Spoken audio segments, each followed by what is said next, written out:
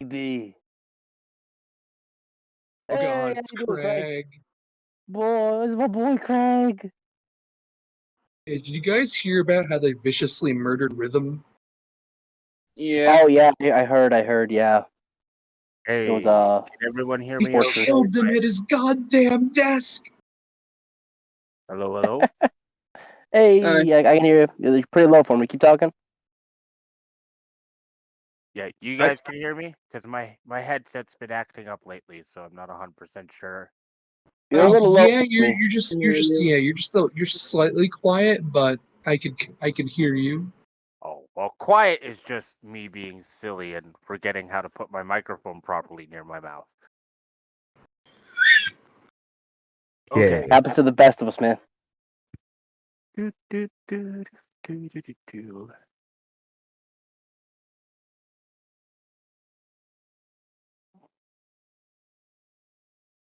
Okay. So, how's everybody? Can't complain Pretty officially. I've had a great month. Got engaged and bought a house. Nice. Funny story of pretty much this is the third time I've tried to engage with this. I always say my girlfriend, but now it's not. It's something different. It's beloved. I don't even know what to call her now. 2 times said no because studies, and we pretty much poor as shit, so it wasn't really the reason to. Third time she was gonna propose to me, but 5 seconds, like 5 minutes before she does, I got the bright idea of, I still have the ring in my pocket, might as well. And yeah, kind of ruined her plans, but said You don't yes. want to do that.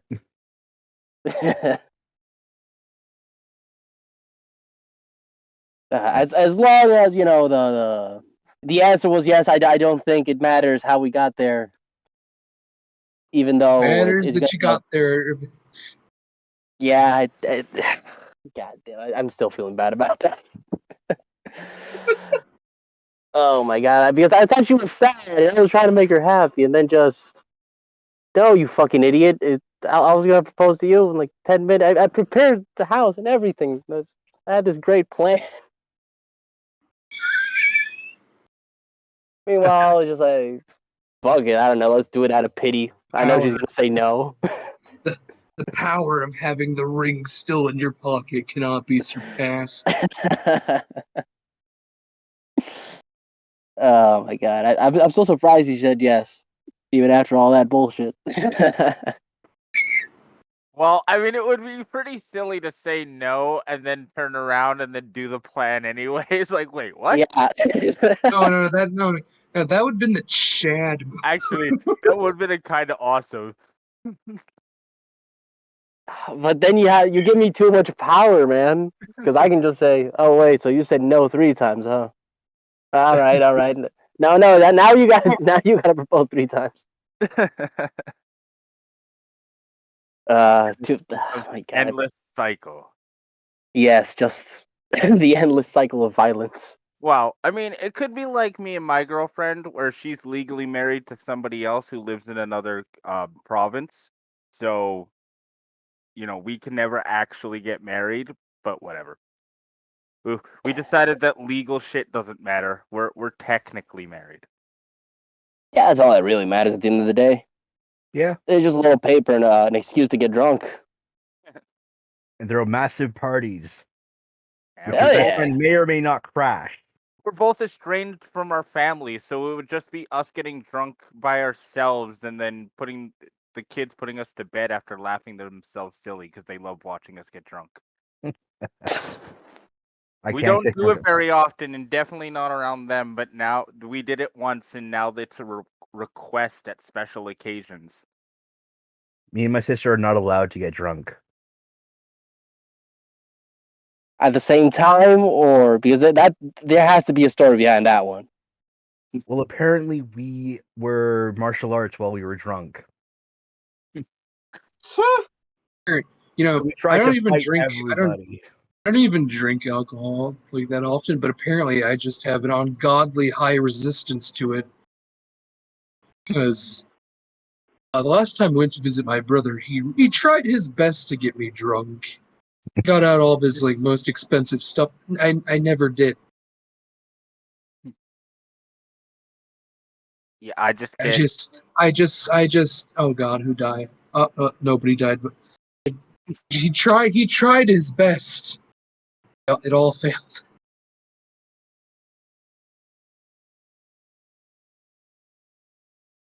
yes. If you were paying attention at all, you would have heard your sister talk about that. Sorry, kid was telling me she was leaving to her uncle's house. I'll be right back. Okay, so we are. I think are we all here? Somebody just left. Yeah, No, that was- Not nobody wrong? came back, but he had to go for a few minutes, I think. No, nobody's here.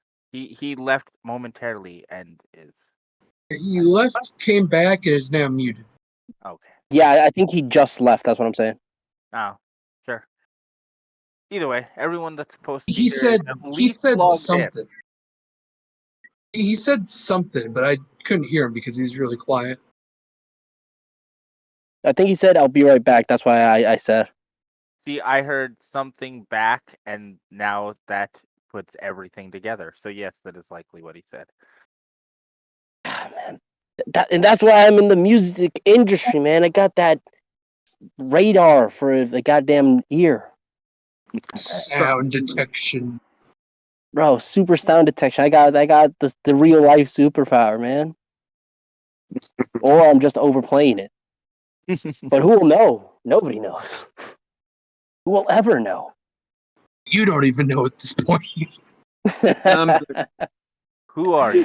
What am I? What's going on? Huh? Hello. Sounds like me after my fucking 7th beer. Sorry I'm late. My brother was being stinky, so it's okay. You're okay. After my Hey. 7th beer, I sound like this. Silent type. Yeah. Yeah, that's a good company there. I fall asleep. I don't pass. It's not like a blackout. It's literally my body goes, "You are tired now," and I go, "Yes, I am tired now," and I fall asleep. That reaction actually saved my life once Oh my god. because I fell asleep after drinking at a party and some friends got attacked at that party, and because I fell asleep and sobered up, I actually was able to get us the fuck out of there without being murdered. Because we were out on the native reservation where Oh. if we would have died, we probably would have disappeared and no one would have found our bodies. Yeah, that sounds about right. No It's a offense pretty to the natives, but scary fucking yeah. place to be. It's like, okay, I know, if they really want to make us disappear, they can They could. absolutely do that right now. And I'm glad that I passed out for an hour in front of the fire, because at least because the other two guys were completely out of it drunk. Oh, and one of my buddies had gotten jumped and kicked in the head, so he also had a concussion. Yikes. Concussions suck. What was it? A 1, a 2, or a 3? He never actually went to the doctor because he's a fucking idiot. But I mean, he got kicked in the head by 4 people for about 2 minutes. So Okay. Could he stand up? nope. Yeah, that's a 3. That's a 3. We at one point he had to pee, so he peed and then immediately fell into his own piss on the lawn. Yeah, that's high level rocked. Ugh. Yeah, it was I bad. haven't been that rocked, but I do remember one time I got kicked in the back of the head.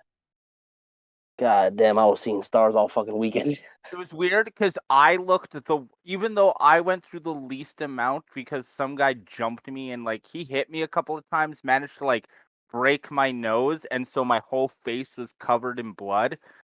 And so I looked the worst, but I was in the best shape. That's funny, actually. It was pretty fun. I didn't even know because I wasn't even in pain.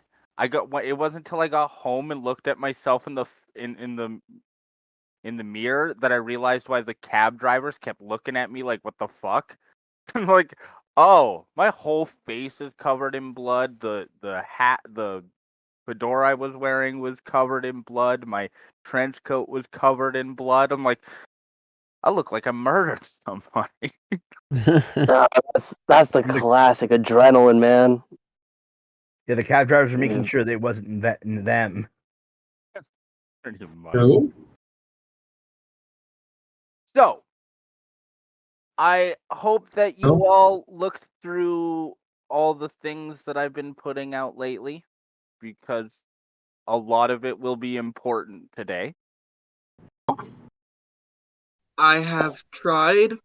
If I missed anything, I apologize. Same. There's Yeah, I only have all really- messages on the server as notifications, so I just read everything. Yeah, so I did send a few new direct messages recently. Those are kind of the most important, just on what you guys are gonna do right away. All right. And then, Yeah. Sorry about that. other than that, Food just got here. Yeah, Commander Deans, he's been on my nerves, man. He's saying I did a horrible job. Fucking I don't- douchebag. I will rant on Twitter, but I got my Twitter banned. I don't think I've really put anything else new for several days other than those messages, though. The DM. Phantom has Twitter stands confirmed. No, Phantom doesn't have Twitter stance. Phantom has the Conor McGregor type Twitter. 3 days on, 5 days banned. Well, see, unfortunately, that's one of those like slightly more authoritarian parts of your world, because one of the Council of Five is like essentially the backbone of all the tech in the country. So it's not so much that you're banned; it's that certain words you say get turned into other words, or just don't get said. Nobody understands what I'm saying. So sometimes you send a message and it's like, squirrel gerbil, monkey, monkey, monkey. Ha ha ha. Ha. Like, what? Man, the police. No one understands. And that You know, the funny character part is is, called like, the Chimera, funny- by the way. I've been the meaning to funny- write up their thing, but yeah, that's Chimera. So wait, I'd like to imagine that nobody on the Twitter can understand that, like, that someone else is doing. I like to imagine that they just all assume that's just how Phantom is. Like they don't even like bat an eye. It's like, oh, you. Me and my 2 followers and my 99,000 haters. Yeah, it's one of those things where the AI has figured out the best way to make people like him disappear. Make it so people are just like, what? Well, gibberish to me.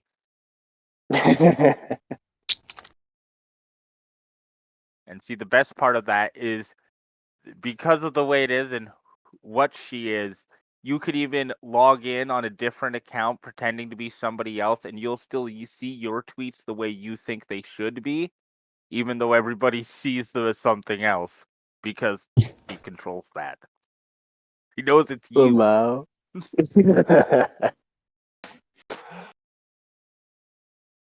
It's the best kind of it's security. high tech You guys security know about it because against internet that's one of trolls. those things you learn in the Acolytes. It'd be impossible not to. She teaches at a class.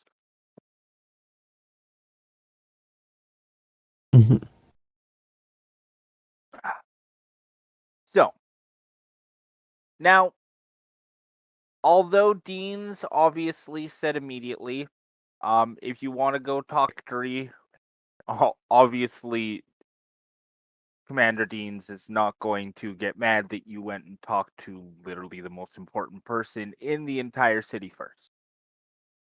Or you guys could totally throw me for a loop and go completely off map. That would be terrible, but Guys, let's derail the campaign. Okay. I want to go to the nearest body of water. there is a large one out there. Yes, there is.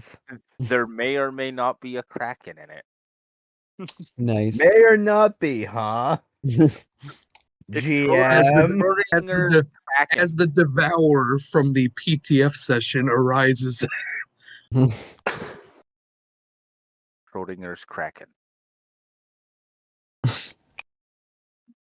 All right, so split up the team. Who wants to go to see Victory? Who wants to? You know, you'd have to go and see each all together. You can't just go. You can't split up to go see these. They'd All right, probably let's take do that it. as a little bit of a rude gesture. Oh no, Phantom being rude. Who could ever see such a thing? Yeah, like you tried to turn invisible last session.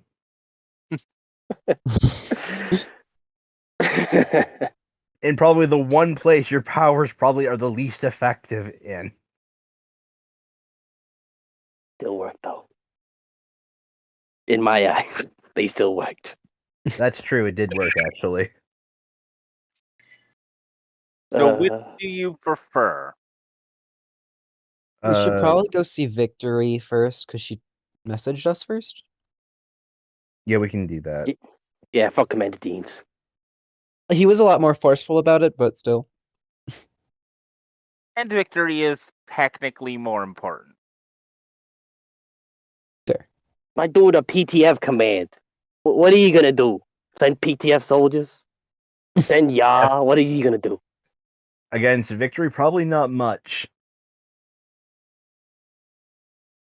Yeah, especially victory, because as you know, like victory's one of those guys that even the people like Commander Deans, who doesn't really like parahumans very much, even he respects victory because victory's just one of those guys. He's like the Captain America stereotype, the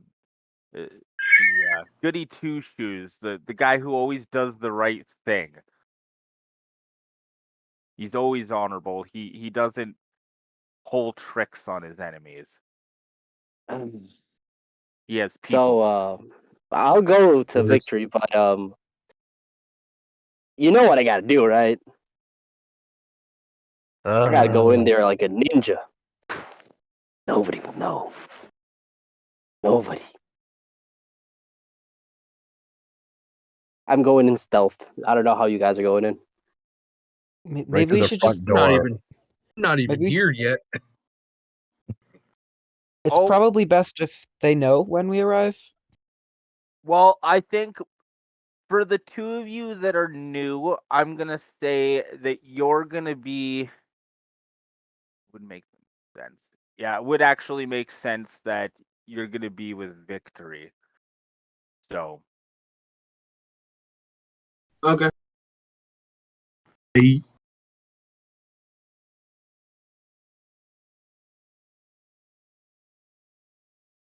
Oh yeah, where technically is like Imperium at this time? Like, is he just like in the hospital right now, or? No, you don't know. He disappeared. Okay. he's gone. Oh, He's okay. gone. So he Deuce just Adams. so he Does just my said contact he's. have any information for me? You know, my boy, Alpha. Nope. He Nope, has nope. disappeared. Oh yeah. Oh no! The team's new. Stay on the We've grid, already stay on the lost grid. him.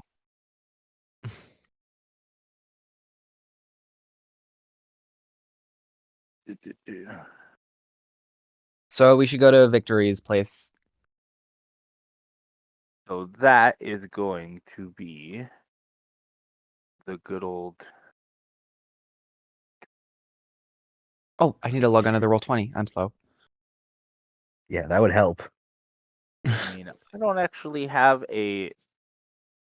Oh my lord.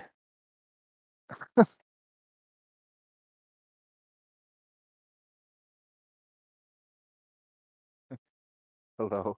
Sorry, the kid just exploded her Lego all over the floor.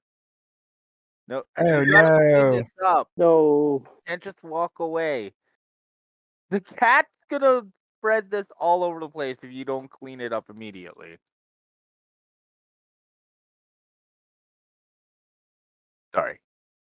I am distracted. Give me a second. Before, Mom said it and it hit me in the nose. I hate Mom I said. almost brought you guys to the wrong map because I have two here. I'm doing an RPG, Jamie. I can't talk to you right now.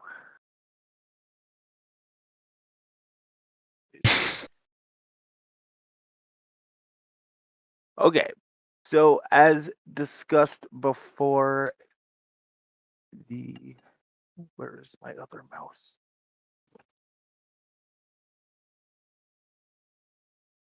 Yes.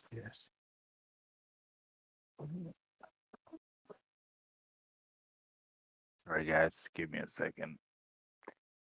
I prepared for some things and then didn't prepare for others. So there's that.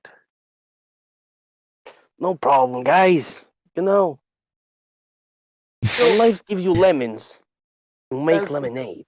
discussed before, this here is the PTF building.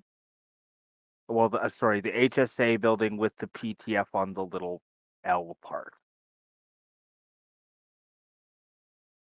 So I have yet to actually get a building for that because, again, prepared for some things and didn't prepare We for can just others. use this map. But yeah, so essentially, you go in, they direct you to the top floor. I mean, you have all the clearances to come in here. This is technically your headquarters too. And you're just escorted up to the top floor to the very last biggest office at the end of the hallway. And so I'm assuming everybody but I'm forgetting the guy's Phantom? name. But Phantom is going in The just front as door. per normal. Yeah. Yep. And Phantom, how are you sneaking into HSA? Like, I mean, technically, you don't have to sneak into most of this because you have clearance to get in. Oh, I'm crossing the door, and as soon as I'm crossing the door, I'm turning invis. I like to test out the heroes, see what they have, you know. Like God, as you can you See how go, perceptive they are. so you're saying, okay, so you're saying as you go in the door, you're gonna After try to go. because I kind of got a feel like last session where their cameras are, Oh, like and it. Oh, inside. Oh, once you get inside this building, you haven't. Well, I mean, you have been to this building a couple of times, but this is not the city hall from last session. oh, well, I might as well still do it. I'll go and try to stay on the low, go to the bathroom, cloak up, and then see if anybody sees me. Okay, Oh God. so you're gonna be in there a little bit after everybody else. Hell yeah, you know I got to be tardy. He's fashionably late. But nobody ever knows because I'm that stealthy now. You better hope you're stealthy enough to get past infrared sensors. Okay, so Do I roll a stealth roll? as no, you'll see why. Yeah, right. Like, so as you walk in, the rest of you, as you walk in, you're immediately hit. Oh, sorry, where are my notes? Actually,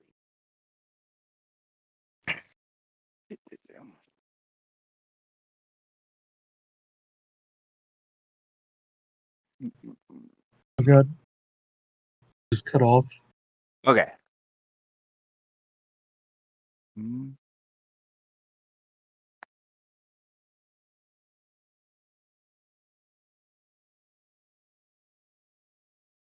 Mic check, mic check. Okay. Yep, you're fine. Okay. All right.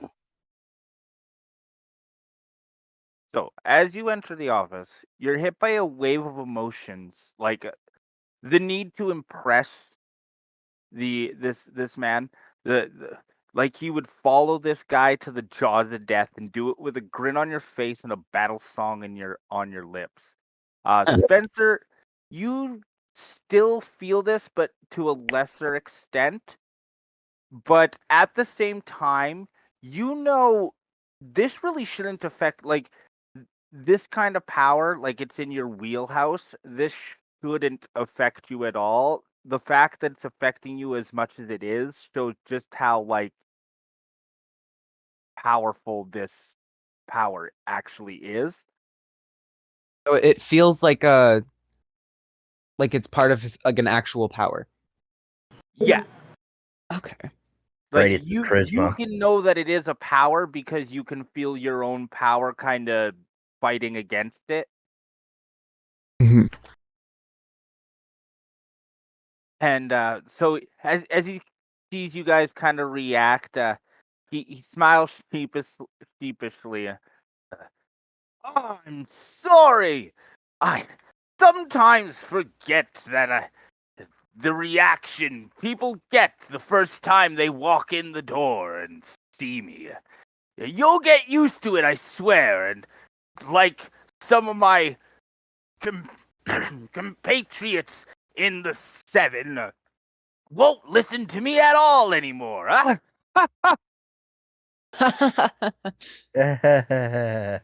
It's And got that all Tiny's might going, laugh. And Tiny's and going, we're going to he says die. this, like the feeling kind of fades a little, until it's kind of a little. It's still there, but it's not as bad as like when you first walked in the door. Okay.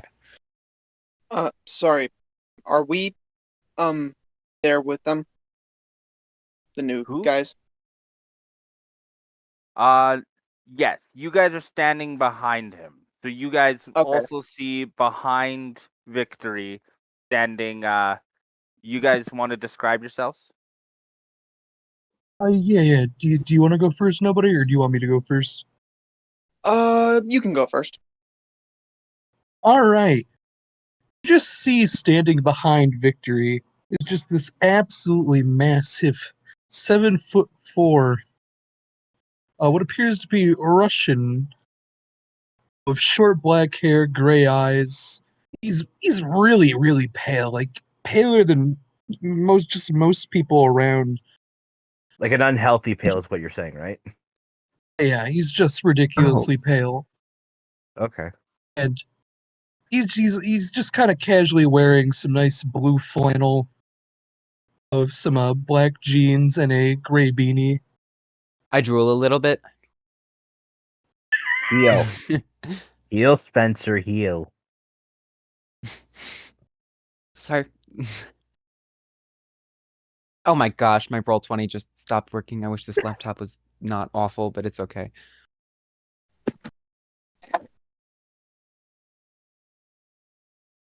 And nobody. Did you describe yourself and I missed it? You guys see a man roughly 5'5". He wears a black trench coat, completely buttoned up to the point where you can not completely buttoned up. The first two buttons are buttoned up to the point where the trench coat now covers his entire lower half.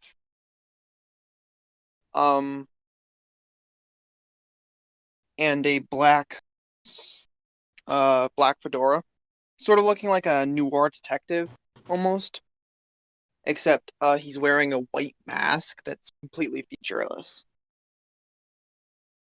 like no eyes or like rivets to distinguish a face, just completely flat, blank, white mask. Okay. So, Victory kind of looks at you. He says, wasn't there's one more of you? Well, one more of you that isn't missing, anyways. sorry about that. It's I'm very sorry that you had such a bad first time. We, I really hope, I really wish things hadn't gone that way. Yeah, it's fine. I've gotten fairly used to like situations like that. I just wish I could have helped out more. It's regrettable Yes, that well, when you had Artemis and uh, I, Indemnity there, and they should have been able to handle it. This isn't really your fault at all.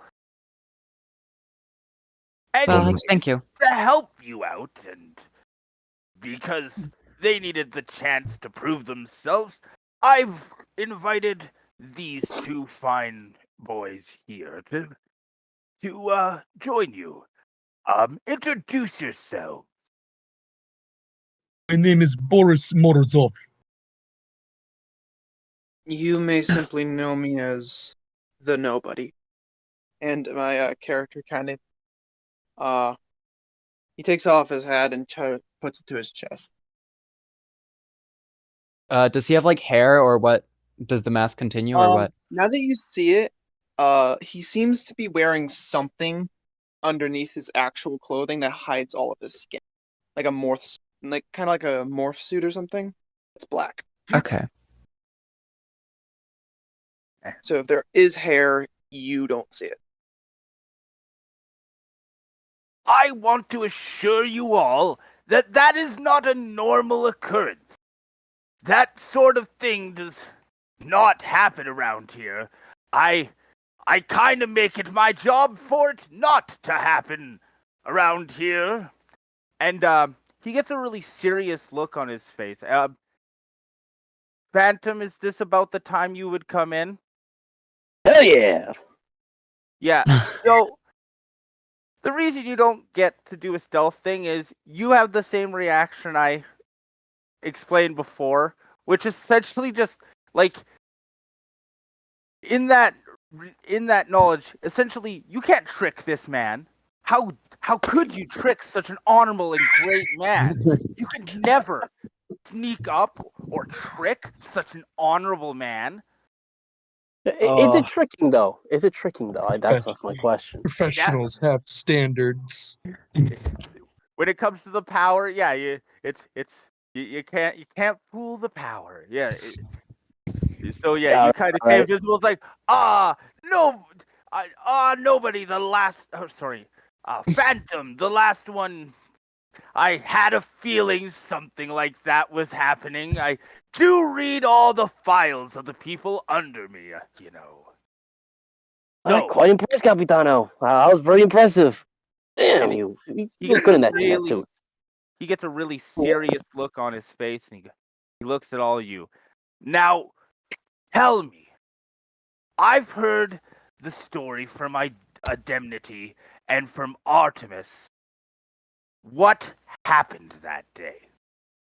Now, I won't make you guys go into extreme detail. All I want to know is, do you tell him the truth, or do you Oh. tell him, or make up a story? If you tell them the truth, I won't make you guys go through the whole like all this happened, blah blah blah. But if you want to make up a story, then you'll have to make up a story. Can Phantom take charge here? Because he can tell the truth without actually revealing anything. I mean, yeah, sure. All right, let me take charge here, Tiny T. Spence, I'll explain. On a mission, just trying to do security work. Some things go haywire, and I end up chasing one of these guys off. That guy goes off. While I'm not in the room, well, we all know what happened there.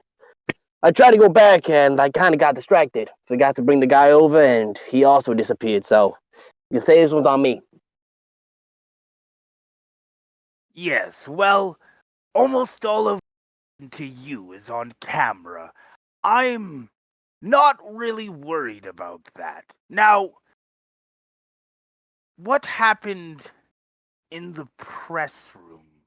And he looks at Titania and Spencer. Oh crap.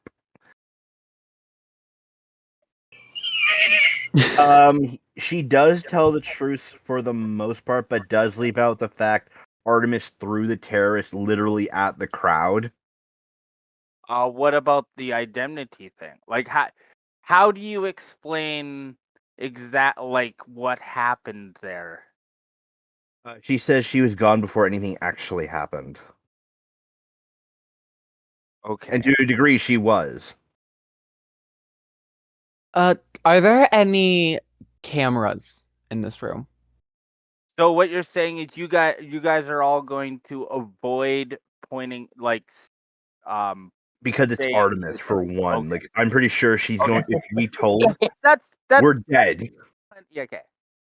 Perfect. She wants to live, so and she's not sure if it came down to it who would actually win the fight, Captain Victory or Artemis, and she doesn't want either one to technically die. So yeah. So when you guys kind of tell your story and you avoid pointing out the big parts. He, Yeah. uh, hmm. Well, I see that maybe you guys don't need as much of a lecture on the role and the place you play here as I first thought.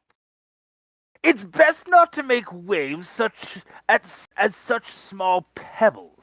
Wait, become a boulder, and then be thrown by a man with a strong arm.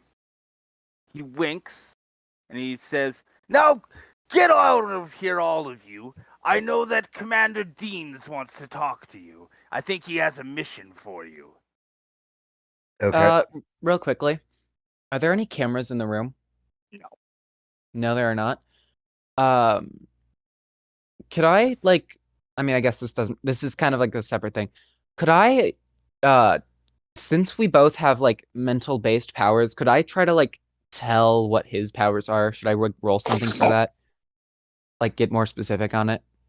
I mean, with him, you can literally.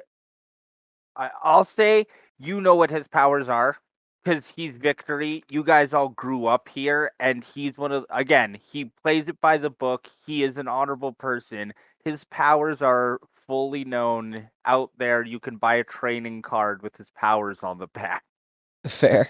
Okay. It is. Oh wait, is it that easy to get somebody's information? Certain ones, like obviously, HSA files are restricted, but obviously, someone like Victory, he doesn't care. He's completely open. He wants everybody to trust him, especially because he has a power that he knows would make people suspicious, which is like this ability to make everybody follow him. Okay, yeah.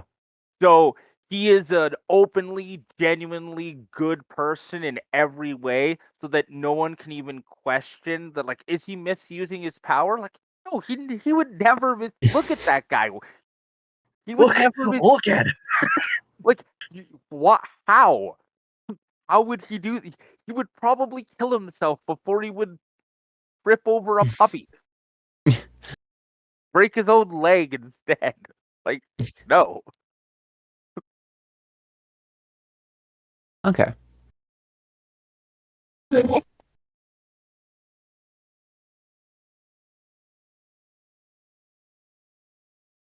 So yes, and it looks like maybe he really is as good as he says he is. If you know. He's the poster boy of heroes. Sounds like it, Excuse yeah. me. Um, this might sound a little bit weird, but um, when I walked in, I sensed something. I sensed your power immediately. I assume that you could have seen mine. Well, a little. I don't have the senses everybody else does. People just do what I say, and I can kind of sense the things that they want in order to be able to command them better. Well, that's all right. but essentially it's stems from a similar thing of minds. Um, it's really interesting, but I haven't seen a lot of people with similar abilities, so it's cool to meet you. But um, when Artemis shook my hand, uh, she gave me a look. I don't think she's very trusting of me, and I was just wondering if you got that from her as well. No, but that is interesting. I'll have to look into that. As soon as Spencer says she gave me the look, he's gonna lean into Titania, and kind of like in a dirty joke. Yeah, yeah, she did give Spencer the look. Know what I mean? Oh, great. I'm just gonna ignore it. The look. I mean, Okay, Spencer. so the group now all together. I assume Um, so. Commander uh, Dean is in the um city hall. It's that room that I renamed. so crazy that Vance has to go to the bathroom again, huh? Oh well, split up for the group for a sec. Definitely not gonna stealth my way in there. Definitely not.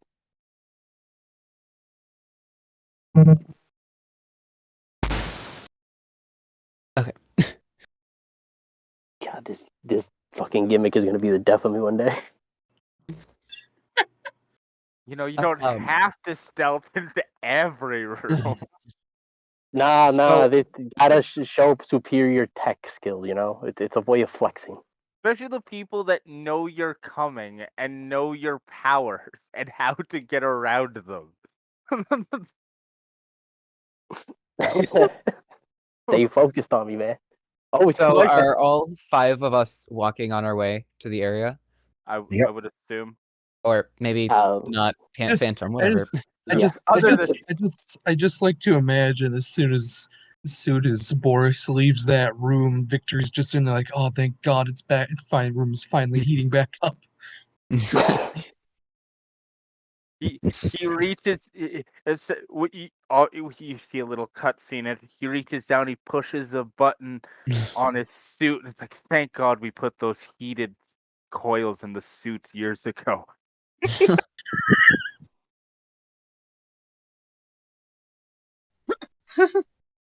So Boris and nobody, was it? It is correct. Yes. So you don't really have a superhero name either. Oh, I do have one. Oh. Just prefer going as Boris in public. Oh, okay. There's a little disappointed. He's hoping for a bit of camaraderie. That's cool. I like the name Boris. So what do you guys do? Well, starts forming a little shard of ice in hand. Hey, I have powers over ice. Um, Oh, that's interesting. no, but he kind of just like pokes at his head a couple times and says, "I can mess with people's perceptions, make them hear and see things that aren't actually there." Oh, that's so cool. He gives a nod and says, "There is one restriction. I can't affect a person's sense of feeling. You know, touch, balance, stuff like that. That makes sense. But all the other senses are mine to control." Including taste. Do you ever use that Yes. on yourself to make something taste good? I can't use those powers on myself, and I Uh, avoid using them too often. I could save a lot of money. You could eat a lot healthier with that too. Just thinking Probably. about it. But the backlash is a bit dramatic. Ah. Backlash, you see. Kind of backlash. If I force myself to use my powers too often, I can start hallucinating. Seeing things that aren't there, hearing things that aren't there. It becomes a very big liability on the battlefield. So I avoid using them as much. Well, really only in certain circumstances. And he kind of like opens his trench coat a bit, and you see a sort of standard issue stun pistol and says, "I'm good with this though. I wish they'd give me something a bit more lethal though." That's I'm actually not going. so sorry, you can continue there. You can continue first. Oh, okay. I was just gonna say that that's pretty interesting about that whole backlash. I get something similar. I get like headaches sometimes whenever I use my power, but it's not too big of a problem. Hey, my power doesn't really have a backlash from usage other than the fact that I start heating up after a certain amount of time. Also, is it just me, or did someone not turn the air conditioner on because it's getting awfully hot in here? It's fine to me. I do haven't think it's a hot noticed. too. Nobody kind of shrugs and says, "I don't feel any."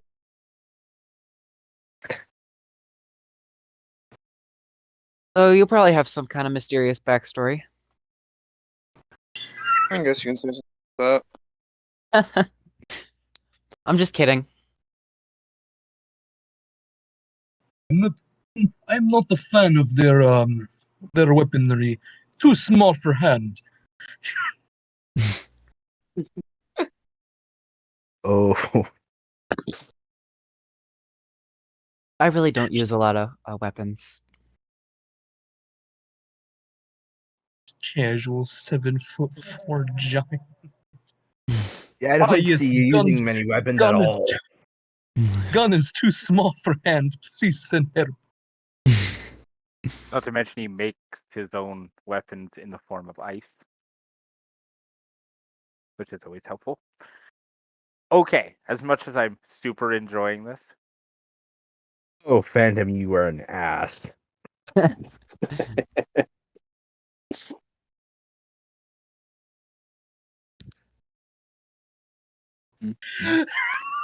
I am monster. So mean. That's so mean. It's cold, dude. What do you want me to do? It's cold. Actually, wait, Freezing how my do you have balls the up there. authority for the heater? Oh yeah, I don't know. stop He being can invisible, say man. All the anything. keys.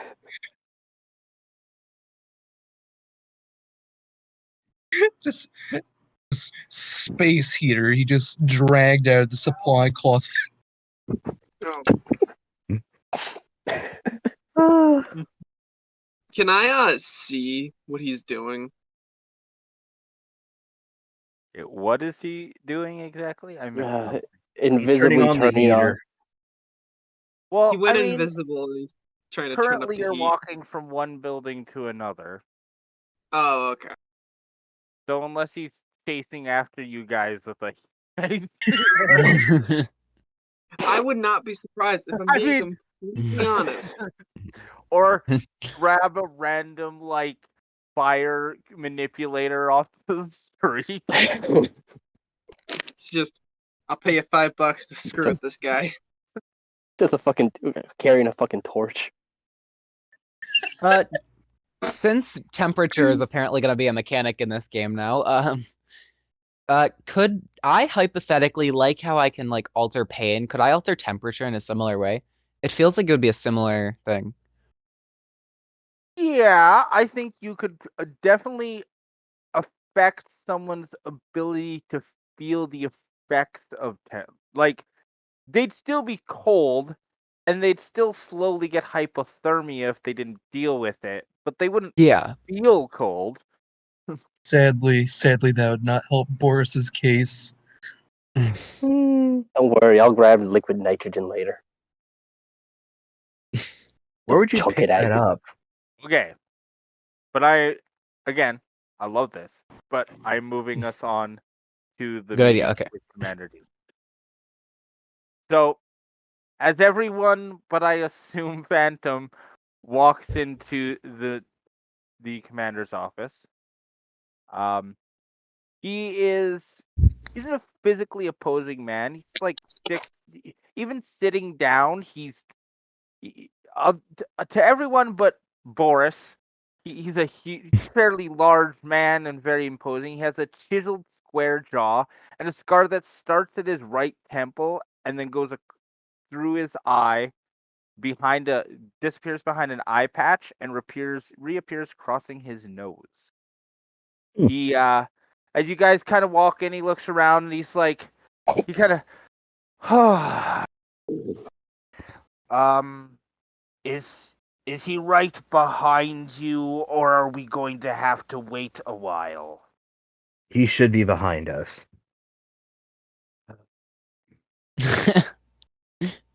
And he literally Behind- just sits there looking at a screen at his desk, silent until eventually Phantom shows up. Right behind him, you know. Hey, Capitano! Arm on shoulder. How you doing, huh? Oh no, you didn't make. I'm telling you, you don't make it through the door without him noticing you. God damn it. Does he say anything though, or did he just let it happen? He just as you walked in the door, he just goes, "Hello, thank you for joining us." Yeah, camera's here too. Uncloak. Nice security you got here. PTF. Commander. Sorry, Commander, was it? Commander Dean. Yeah, all right. A lot of cameras. Thank A lot of you cameras. for coming, though I wish we could have brought you in sooner, but the powers that be thought, oh, they need time to rest from their traumatic experience. Like, Jesus, are you adults or not? Well, if you want to be technical about it, I think Spence is still not legal to drink, but besides that. If you're allowed to punch a man made of fire in the face, I think you are old enough to be called a man. True. So, we have finally decided what your first mission will be. As you may have seen in the papers, we have captured Dr. Cyborg. We captured his property, but we're still missing something. We're pretty sure he had a secret lab, but we didn't really get the chance to look at everything.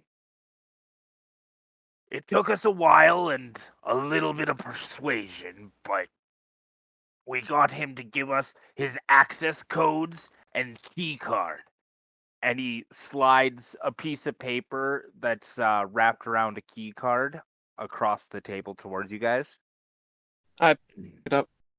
And on the piece of paper, there's access code and 2 addresses.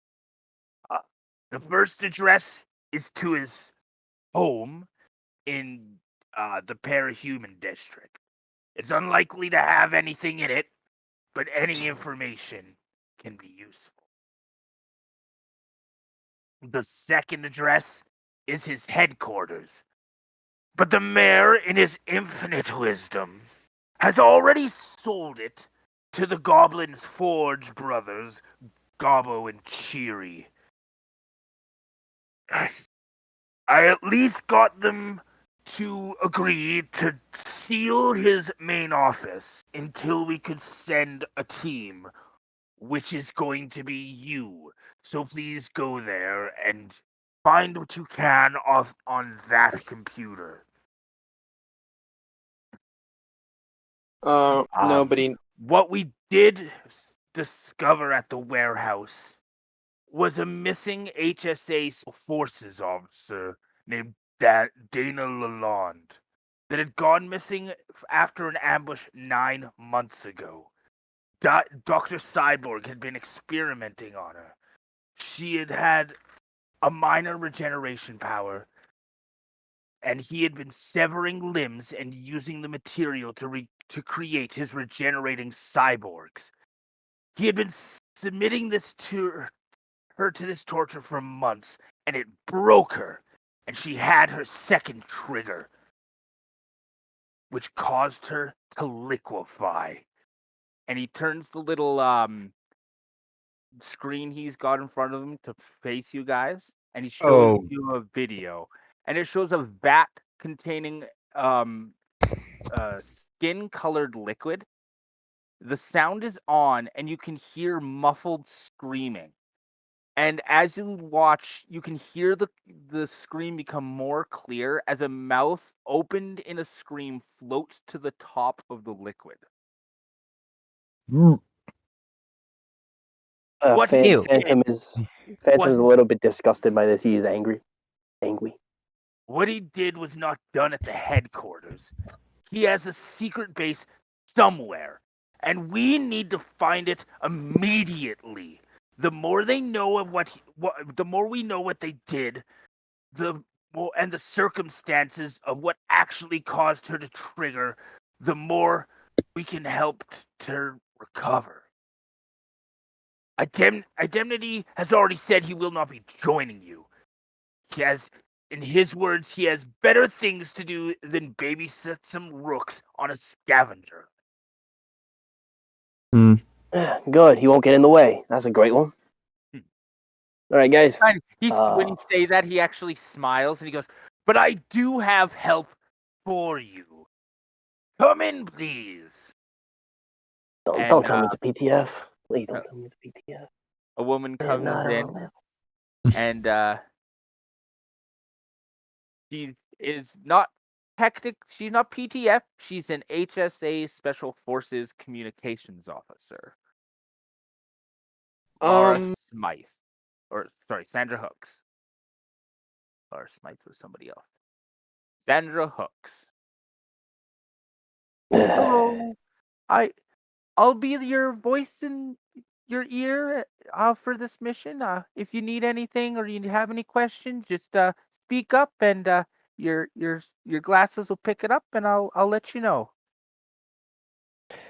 All right, honey, nothing against you. All right, but stay back. Let the professionals handle this. She's just gonna be in your ear. She's not gonna be with you. She's yeah, but don't be yelling at me. All right, just stay.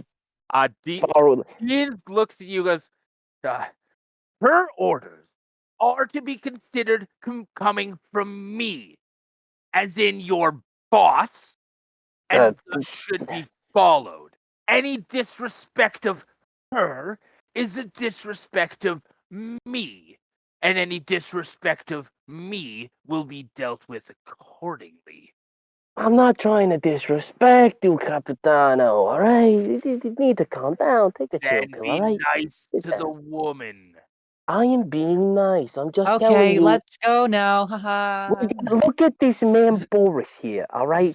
And once again, Phantom is pulled out of a room by his collar. The funny part is, it's not by Titania this time. It's a rotating shift. Look, dudes. We can't just have her doing this. Guys, come on.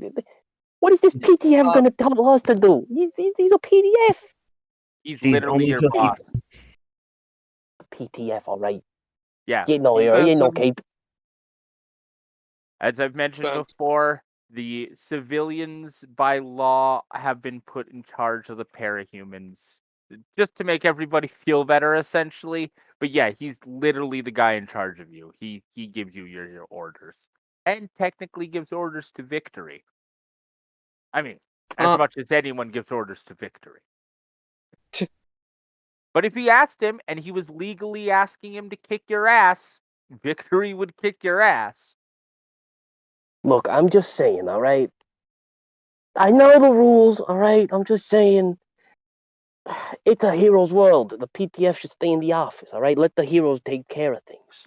She's I'm our not being. communications officer. She's not Phantom. anything else.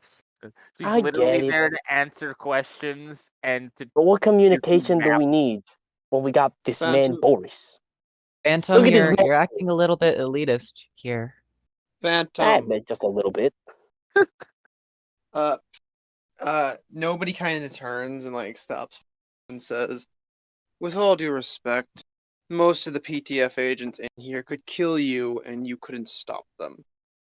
You're not as big That's hilarious. as you are." Well, All especially right, let's go. I HSA couldn't spec- stop them either, so we're not gonna try that, okay? the HSA so HSA special forces are usually those mundanes that have powers that aren't like by themselves really helpful to be like a superhero, but make you one hell of a special forces agent.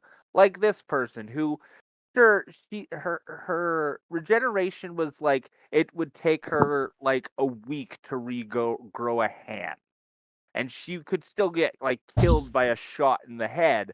But you know, it's really nice to have an agent who can get shot like 6 times and then be back to work in a week. As you do. And since she regenerates, she can also train her body to a ridiculous level. She was pretty much one of their best agents. So, they're pretty pissed. They want blood. Phantom, simply behave. Stop acting like a child. Hey, I'm gonna behave. Trust me, dude. I've been on I've been on the streets for a little bit. All right, trust me. I'll teach you the ropes around here, nobody. Yes, you guys met. Titania, Boris, Spencer. You guys all met. Yes, Kind of I've got read late for your the meeting. Oh, yeah, I'm Spencer.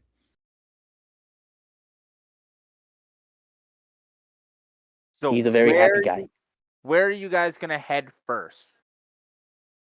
That's a good question. Nobody will suggest we head to the house first. Simply, there was probably not going to be much there, but if there's anything that will make the rest of the mission easier, it's better to get it now than find it later. Fair enough.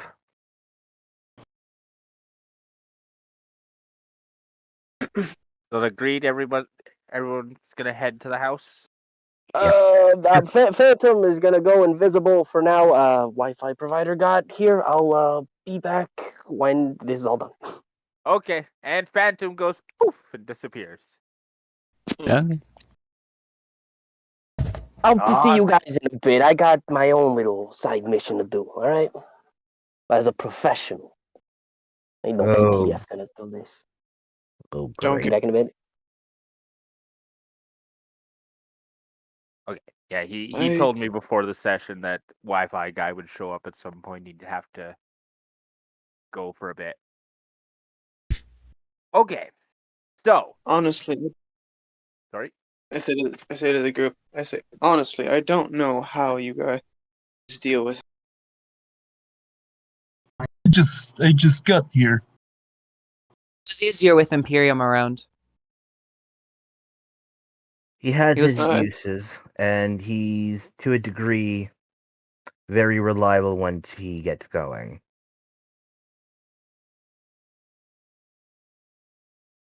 So the house is very small. As you kind of walk up, I'll actually say I didn't think of this until right this second, but he also gave you a key because he would have given you a key. Now, All right. let's knock to see if the You guys brothers are writing, home and I first. didn't think I should give them a key for the house. I'm giving them a key for everything else. You just have given a me secret the key key ring by yet. the end of it. The house Pardon? isn't where the brothers are.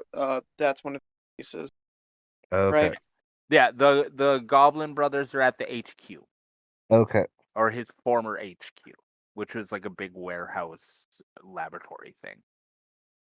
Okay. So this, as you kind of go in, do you leave the door open? Do you close the door? Do you lock it? Like as you go in, what do you do? Titania closes I it and then locks it. Okay. So the house is stark. It's empty.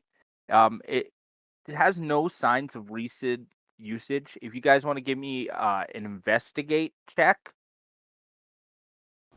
Yeah. Would notice also Investigate. count? No, for this one specifically, you'll need investigate. Nut. Yes, I don't have We're not gonna talk about it. proficiency. Let's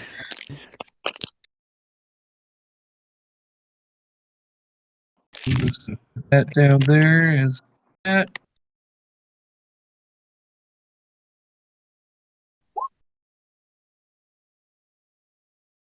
Oh, you know what? I just realized.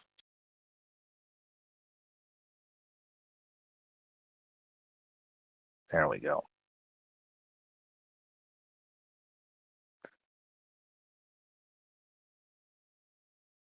That's why I was so confused. Because you guys were laughing about something, and my chat in the Roll20 was not actually refreshing. Oh. So you guys were all like laughing about this stuff in the chat, and I had no idea what the fuck was going on. Sorry about that. No, that's not your fault. I was just like, where is this? They're clearly talking about something. We made it- were just saying it in DMs. Yeah, we made a special little group chat just to shit post without you. We're just talking crap the whole time. Yeah, so Titania and Nobody both realized that it's been about 4 months since anybody has been in this house. Yikes. When you go into the bedroom, I may as well use this even because I fucking made the goddamn thing. I drew maps with my own hand. Oh my. Good job.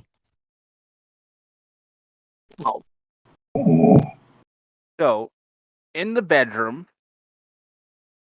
you find 2 pictures on the bedstand. One is of a normal-looking Dr. Cyborg from before Epic Weekend, with his arm around a redheaded woman. A slight-built girl of about 13 stands in front of who has the same red hair as the woman, but looks a lot like Dr. Cyborg. The other is of an older, cybernetically enhanced Dr. Cyborg, with what is clearly the girl from the first photo, but she looks to be an adult now. A young girl who looks exactly like her mother stands in front of them, and she looks to be about 12 or 13. They stand in front of what looks like to be last year's Epic Weekend memorial service. Uh-oh. So at this point, everybody give me a notice check. Let's hope it was better than my -3 roll. I rolled a -3 and then got a +1 on that. Okay, let's see if my notice is better. No, I literally still rolled a -3. I hate it here.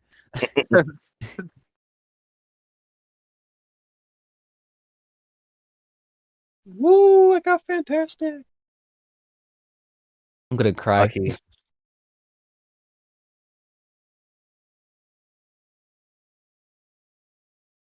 I'm just waiting Of course. on Boris.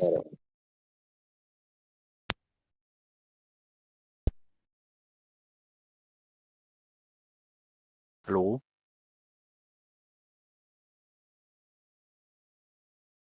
Boris? Oh no, we lost Boris. Boris is Oh, dead! no. There's You as can muted roll. for a second. Yeah, rolling which one? Notice. Notice. Okay, notice. Reopen that again. Notice. Down to notice, because I know I'm actually proficient in that. Degree. Woo! Uh-oh. So, both Nobody and Boris hear.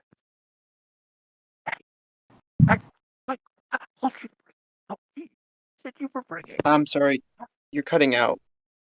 What did we hear?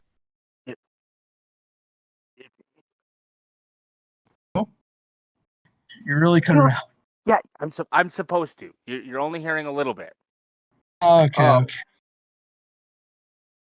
You're supposed to have brought it. No, you were supposed to bring it. Hide. Stop. Where is this coming from? From the front door.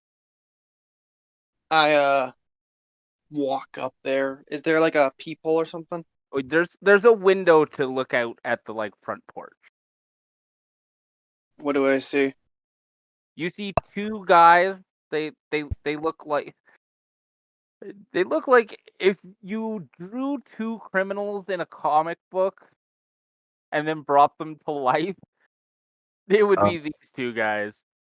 What, One like of a them's holding a burglar? crowbar and they're arguing with each other. And as you get closer, you're realizing they're arguing about which one of them was supposed to bring the lockpick tools. Can I like throw up an illusion to make it seem like the door's still closed and not opened? It'll walk up and open it. Do you get a better look at these two? I won't even make you roll for that, especially since they're distracted. That Yeah. I think that'll be easy to do. So And I open they're the door. norms, so Yeah. I open the door and they still see it as closed. Mhm. But it's fully open.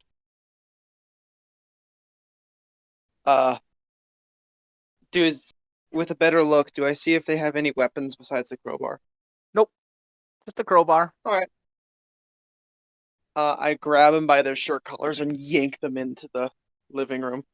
No! Oh my God! Don't kill us! Don't kill us! We're just criminals! Don't kill us! You're just what now? Criminals! It's not illegal to be a criminal in Braden Bay. We're minions. We have cards. You also do realize it's technically illegal to break and enter, right? Sort of. Okay. It depends on why they're doing it.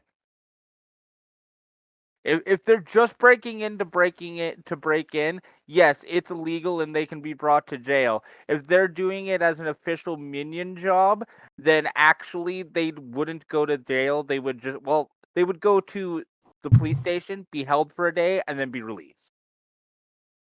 I ask them what are they doing here? We were sent here to come look around. By who? Or what? Well, we can't tell you that. My friend, you really don't want this hard. I mean, think of it this way, buddy. You're a good guy. You're not gonna kill us. I'm telling you, the Oh. guy we work for, he's definitely gonna kill us if we tell who it is. So I you see where I am? Like, you guys, if you kill us, you're gonna get Can in I like trouble. shut him up? Oh yeah. You want to slap him? I grab him his jaw and just close and say, "Oh, my friend, you're right. I won't kill you. I'm not that nice." And I make an illusion of he looks down and he sees hundreds of spiders just circling him, ready to climb up him and into his mouth and ears and say, "But I can make the briefest moments of your life absolute." My God, okay, Jesus Christ. Okay, you've tortured us enough. Fine, fine. We're with the founders of humanity. I don't know why we're here, so don't bother asking me. The founders of Yes. humanity? Yeah? They sent you here without telling you what to do? I don't know. Can I make a check to see if I can tell if they're bullshitting or not? Yes. Yeah, no, I won't even make you roll. They're being really open. All right. They're- I'm gonna look to the it- group and Actually, who does anyone have a decent bureaucracy? And they'll give me a bureaucracy check. I do. I typically have a bureaucracy check. +3. Damn it. That's still good enough. Yeah, that's Me, still mine's just one good enough to higher. You realize they're pretty much playing this by the Minion Handbook exactly. Okay, so they don't ask too many questions and they Yeah, like the thing is, like it's actually in like the minion rules for like you can't give up the information, but if they rough you up a little bit, then you can give them a little bit of information, like the less important stuff. And if it really looks like they're gonna kill you, then give them everything because you don't fucking know anything anyways. Okay. Um. Especially I a turn to job like this. this, like no one would send someone to this area like if they were important. It's the parahuman living district. The chances that they were gonna get caught was pretty much 100%. I That's kind of look fair. at the rest of the group confused and say, why would they simply send them here if they knew they were going to get caught? And also Probably without because they want. orders. Distraction, perhaps. In the same way, for possibly the same reason you guys came here, even though you knew there was probably nothing here. Maybe you'll find something. Oh, they're hoping that we'll actually find a clue of some kind.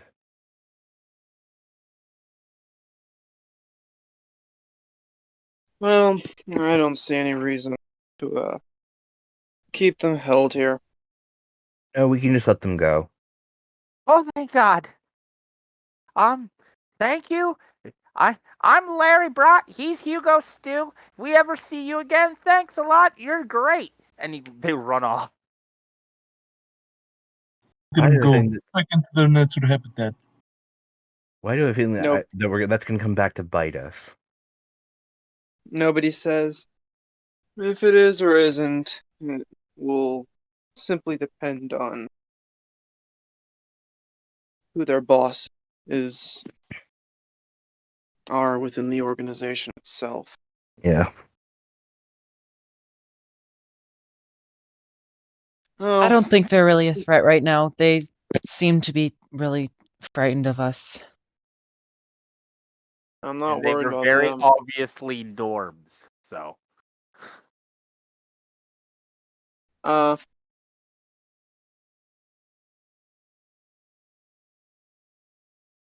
I say to the group, I don't believe there's anything else for us to look here.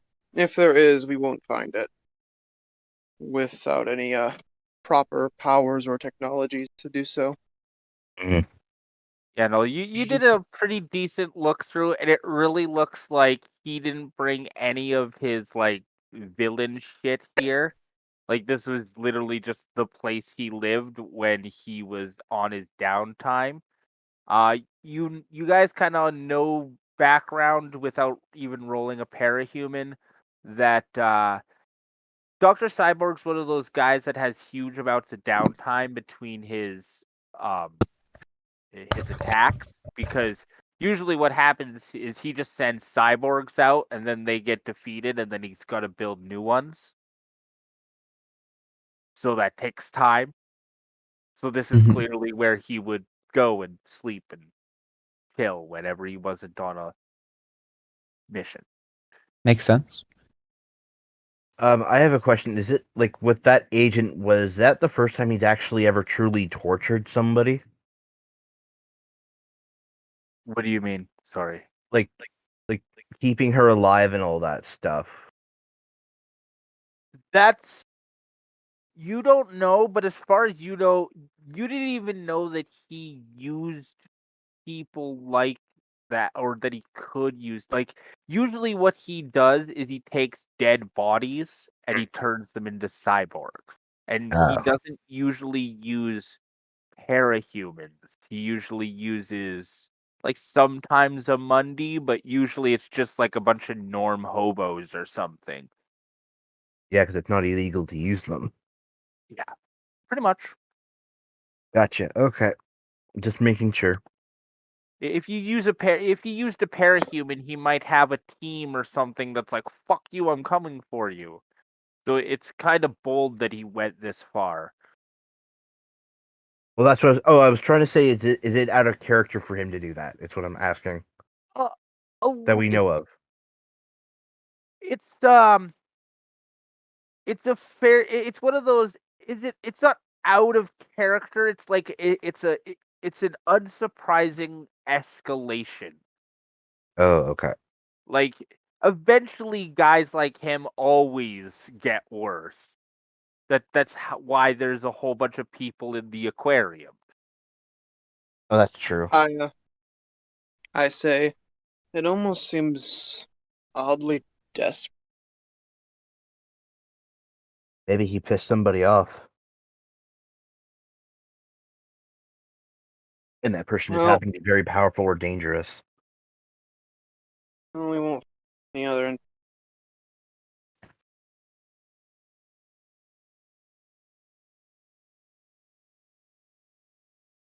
You. You guys want to go to the East? other place, or do you want to do a couple more? We could potentially do a couple more sweeps around here. Yeah, let's just do one more quick look around just in case, and then we can go to the base. Oh, right. I should have asked this before. GM,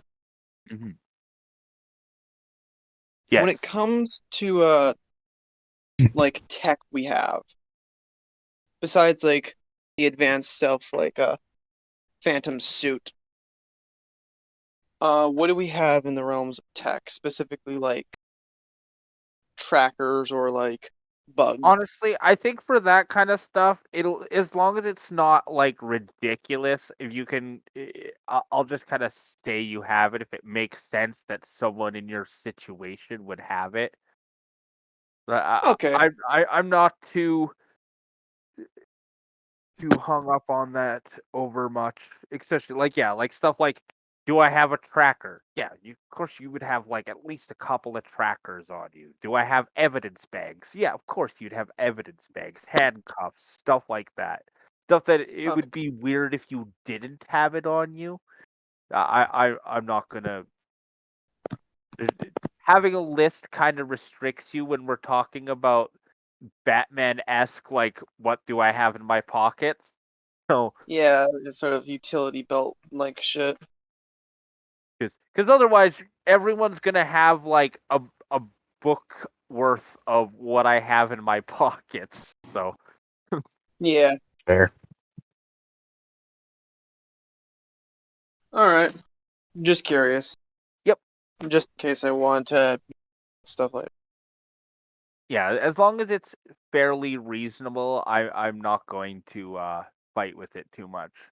So if you guys do one more sweep over it, one thing you do find that maybe could be useful is you find Dr. Cyborg's address book, which has um you know the names of his uh daughter in the book, which is Wow. Macy. What did I? Macy Clabatch. Is his daughter's the only one in there? There's lots of other names, but nothing you really recognize. Um, that one's really the only one that snaps out at you because it has the same last name as Dr. Cyborg, and you're like, well, that must either be a sister All or right. you don't. As far as you know, the only living relative he has is his daughter and his granddaughter.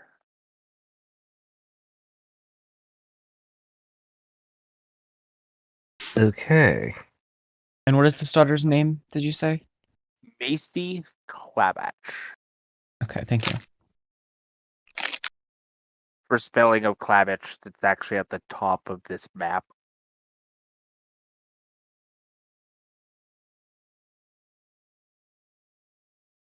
So it is. Fun fact, that's literally the only place that name is written down because I called him Dr. Cyborg in the rest of my notes because it's easier to write down. Huh. Um. Hmm. All right. Let's head off to the base. So that's just in essentially what is called HQ district, because not every warehouse in this district is a secret HQ for somebody, but a lot of them are. Oh god. So we literally have to Quote be and careful unquote. on if we smash through the walls, then. Yeah, quote and unquote secret. I mean, this is one of those places that has like an unofficial Neutral zone? yeah, it's a neutral zone. You don't fuck with people's warehouses, especially because this is like we're talking the people that live here are tinkers and like you know bio tinkers and shit like that. Oh, that is not the right one.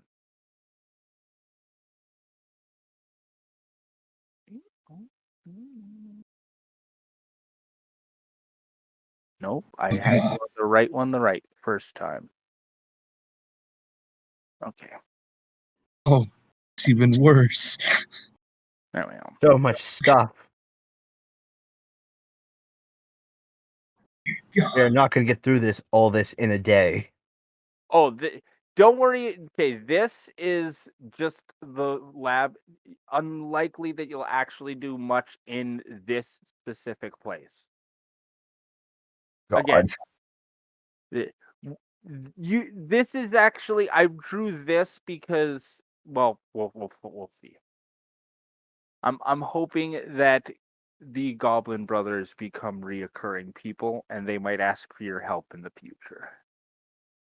Somehow they die by accident. Yeah. So, as you walk into the front room, you see it's actually a really nice, like ritzy looking waiting room. The Mhm. large desk looks empty at first, but as the bell announcing your entrance goes off, a green-haired, green-skinned head pops over the edge of the desk, and he has a huge grin on his face. You are our very first customers at the Goblin's Fall.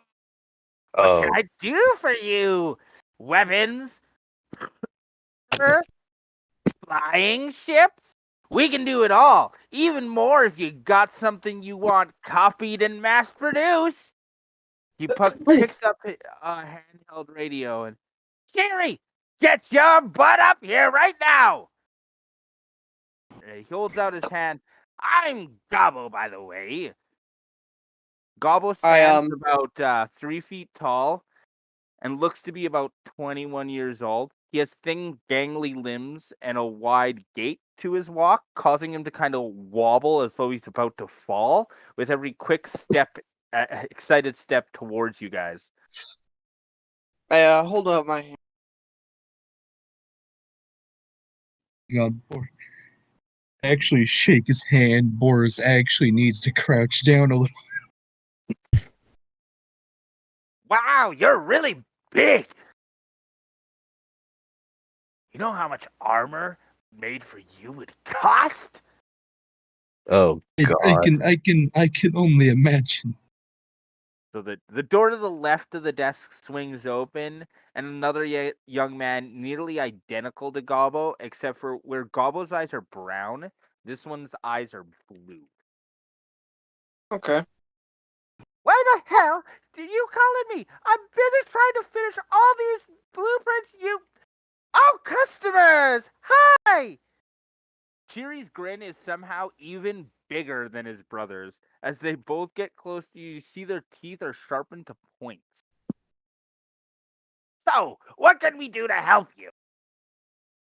I say to them, I do truly apologize, but we are not customers. I assume you Everyone's a know. customer.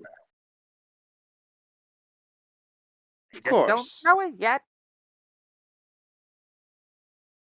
We're Hey, my here to brother. investigate the remains of the doctor's lab. Or, Oh, thank God you're here to unseal his main lab. Jesus. We really need access to that computer in there. of course. You know the bio lab stuff won't even work until we can get in there and turn it on. Hmm.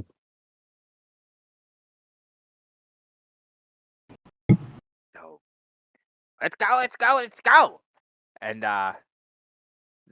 they'll very happily and very quickly um escort you to his.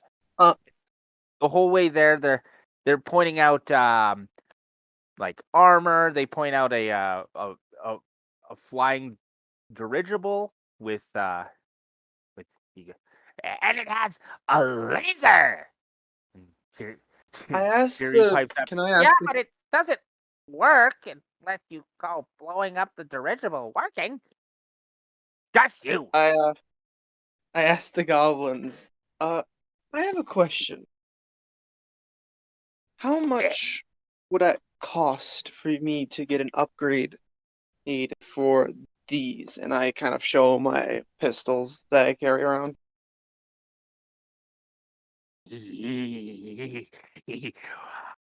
Tell you what.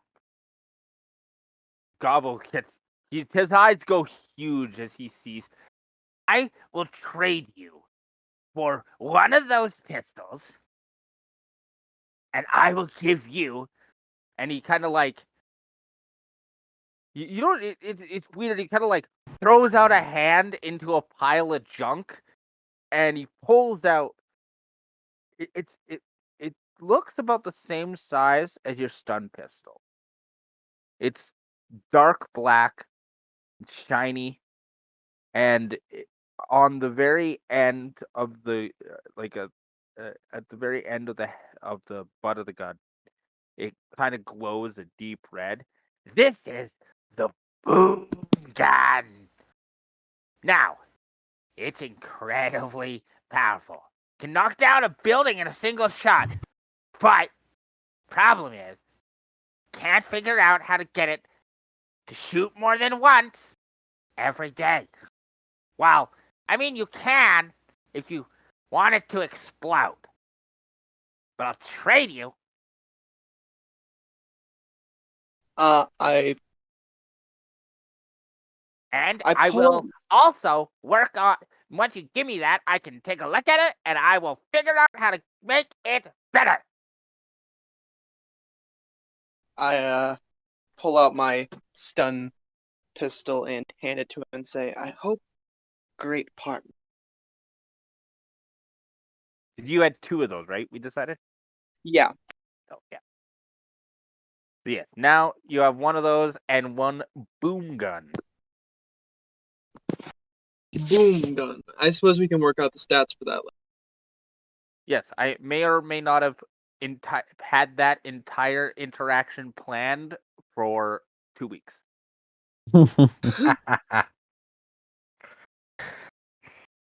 Oh, you know me too well. Yes. Like I said, I kind as soon as I came up with these guys, I decided that I'm going to essentially we're not going to have Ryder. Instead, I think it's more fun to have a natural relationship form with these guys. That's fair. I'm gonna miss him, but at the same time, we only interacted with him once. Yeah, exactly. And goblins. Okay, so you go to the office. Obviously, there. Do you kind of let them follow you in to get into the office? I don't see why not. They're gonna be here anyways. Oh, And if we're being completely honest, they probably can find more stuff than we could on the computers. true. Yeah, because our tech guy's gone.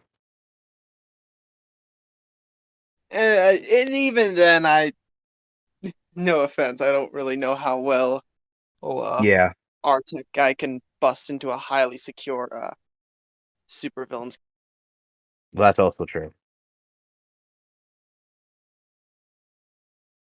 Okay. I do ask them that if they find anything interesting or peculiar on the computer, that they give us a heads up. Yeah, of course. I mean, we're technically renting this from the HSA, so I wouldn't want to get on their bad side. You get into the computer pretty easy because you have the access codes. Yeah. So you sorry. find a bunch. Oh, go ahead. Real quick, where on this map are we? Like, are we right Oh, here? I thought I. Sorry, if you told me, I don't think I tried to shift point you guys into the right area. So there. Yeah. E. Yep. Okay, just making sure. Yep. So, you find some written files and some video file on Dana that details some of the early work done with her. Severing limbs, waiting for them to slowly grow back after several days. Like you see, you see at one point she was down to just a stump. Oig. But once you get to a point in the files that are about 4 months ago, you get an alert that states that this information is only accessible through the main terminal. Hmm.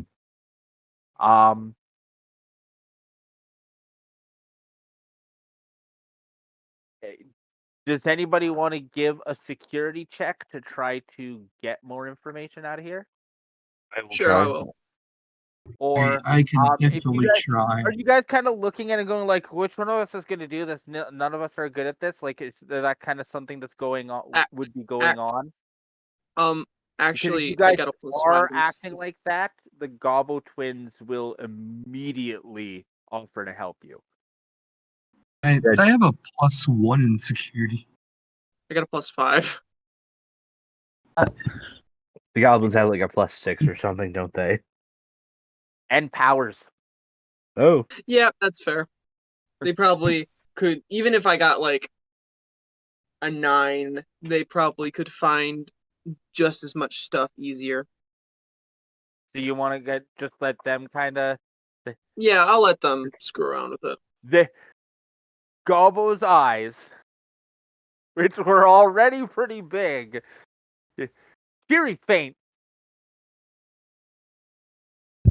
they're now even bigger. And so Cheery's unconscious on the ground, and Gobbo kind of flaps him up, and they both get up on the chair and they start working, and they make short work of it, and you were looking for the location of a secret lab, huh? Mm-hmm.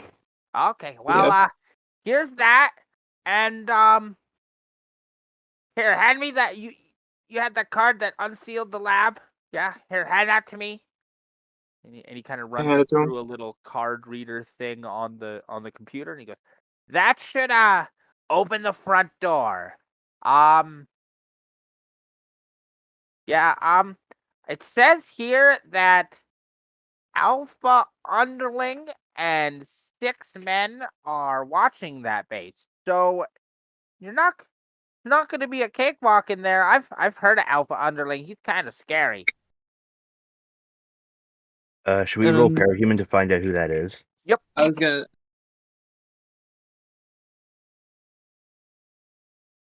Rats. Come on, I'm pretty good in this skill. Let's see. Pretty Okay, good. a 0 is not bad. So Greatest both power. Spencer and Nobody know that Alpha Underling is. You wouldn't say the best of his cyborg. It's technically he's the worst of Dr. Cyborgs. He's the guy he uses, like he tests all his new inventions on. Oh, punching bag. And like so he's always the first one with the new things, but it's always like a test version that doesn't work as well. But yeah, he kind of uses them as a servant. There's a little for Nobody, you actually remember a small footnote on his thing that said that Alpha Underling actually used to be Dr. Krebek's boss at his old job.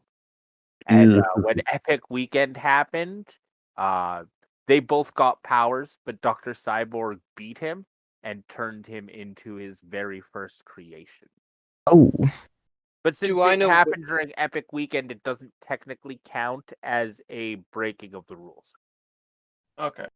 Do I know what exactly his power was before Dr. Cyborg got to him? No. Because Do I essentially, it was like he was like one of the very first people he fought. Like, they pretty much got their powers beside each other. So the only one who knows what the original power of Alpha Underling is Dr. Cyborg. Mhm.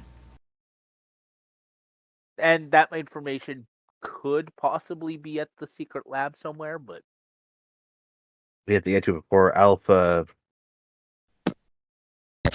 you'll Get to it probably have first. beaten in his face before you get the information about it. Okay, fair enough. Yeah. More than I likely, because you'll probably have to beat in his face to get that far into the lab. One would assume. I Either that or he's yeah. really bad at his job.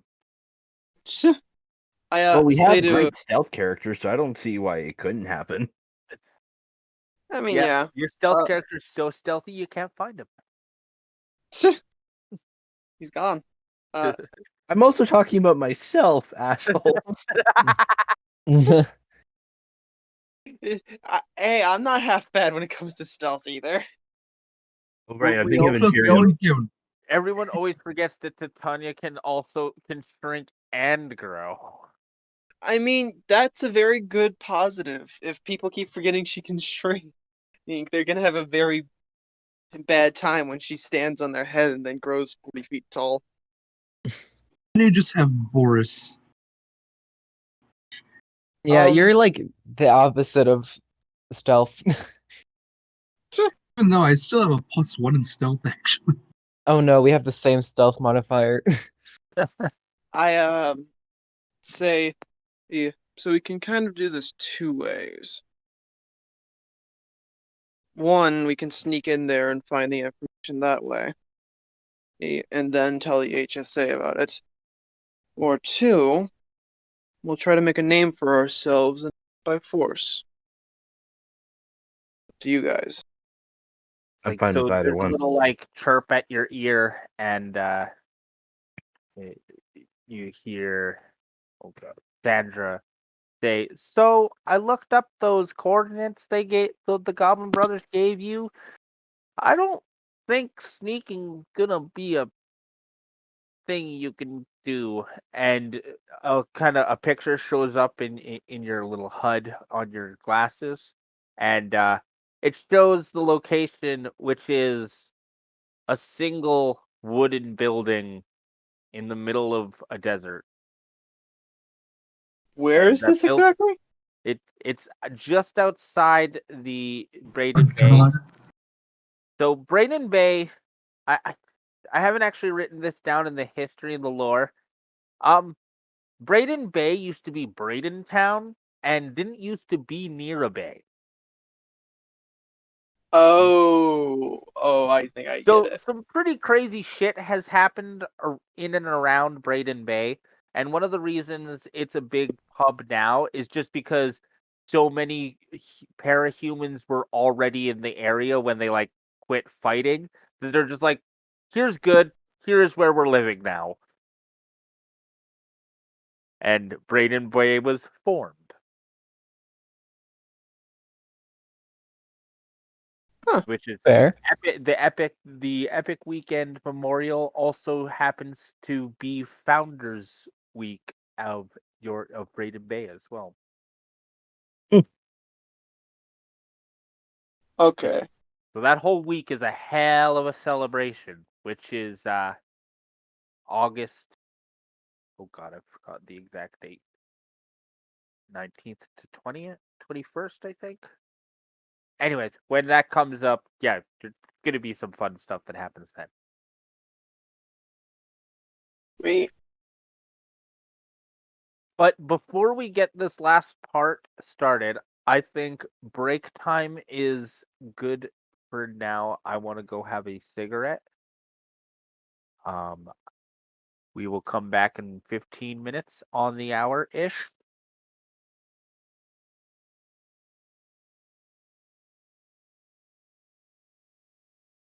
Okay, so for now, I think we'll just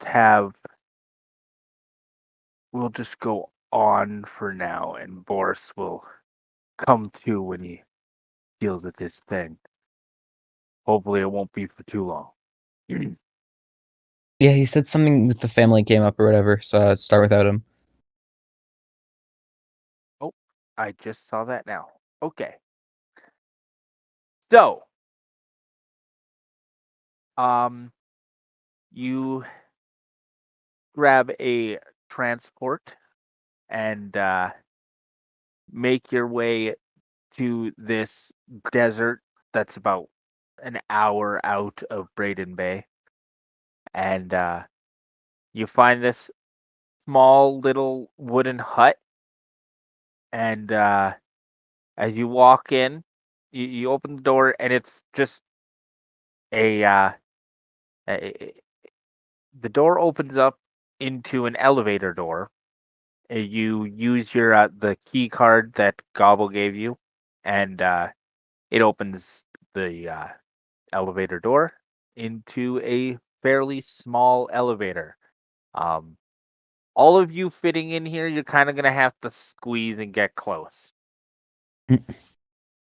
Goody. Boris just sitting there taking up like the entire space. I assume he's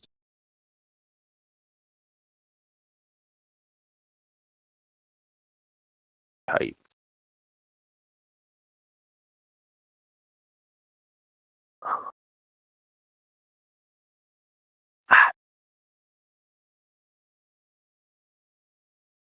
Curious to see what he says, because if he ends up saying that he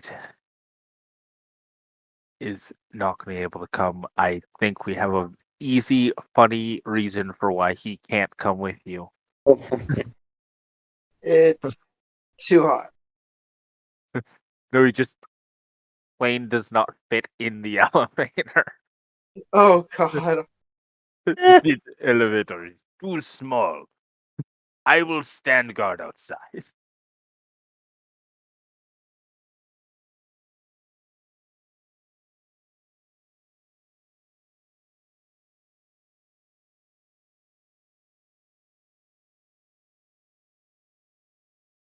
All right.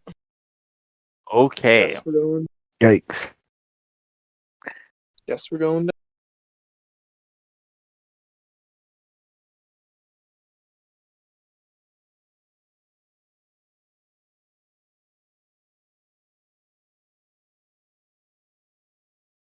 And then there were three. But Phantom will show up in 10 minutes, which kind of actually works perfect on all levels. Okay.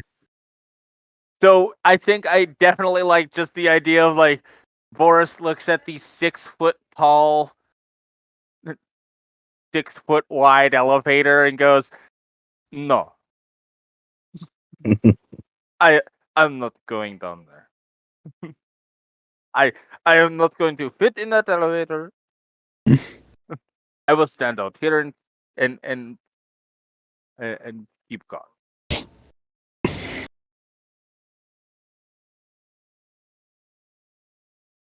So without him, at least it's kind of a comfortable ride. It's still a small-ish elevator, but at least you guys aren't dealing with freezing to death on the way down. That's always a plus side. Which was actually one of the things me and Boris discussed about how like in tight situations he's actually going to be uh a detriment to you guys because it's like, oh god, we have to touch him, which means we're all getting freezing cold instantly.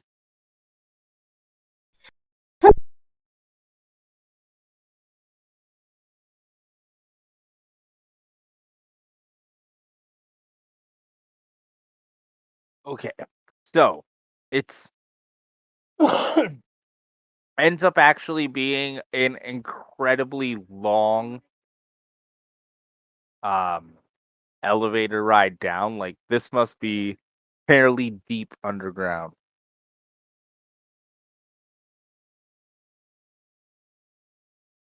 And as you the doors open and it's eerily quiet. Can I Eerily roll? quiet. Great. Can I roll a notice check to see if I see one or anything? Yeah, everyone can roll me a notice. Oh, for the love of. I haven't had a single roll yet today. That was good. So let's hope. I'm worried, actually, except for combat. That I got a +1. That's always good. I With mean, you my got the highest. actual. True. So none of you see anything, or you hear a strange repetitive buzzing, but that's about all. Oh.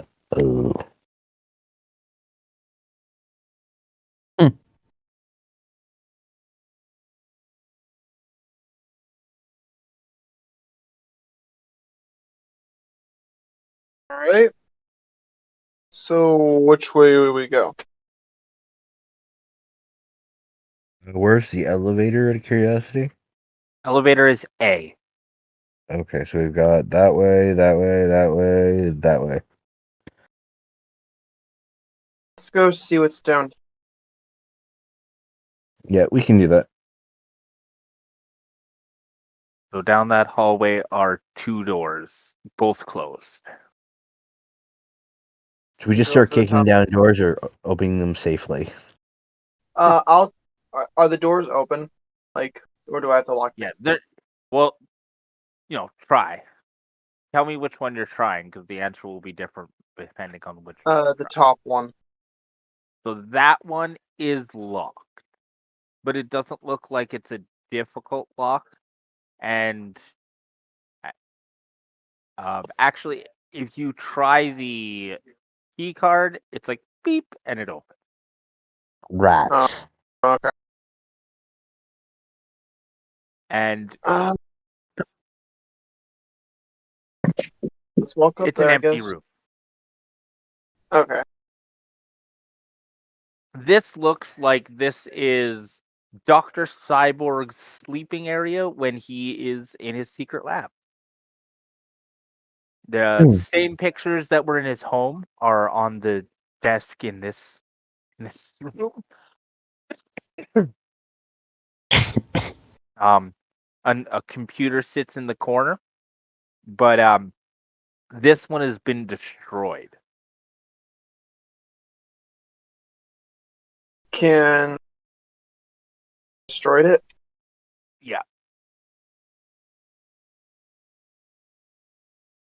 It definitely looks like a fit of rage kind of thing. Like someone threw their fist through the screen and then started throwing pieces around the desk. Oh, so it doesn't look like they tried to like cover something up or anything like that. It's just like, oh, fuck. Something went bad and he got angry.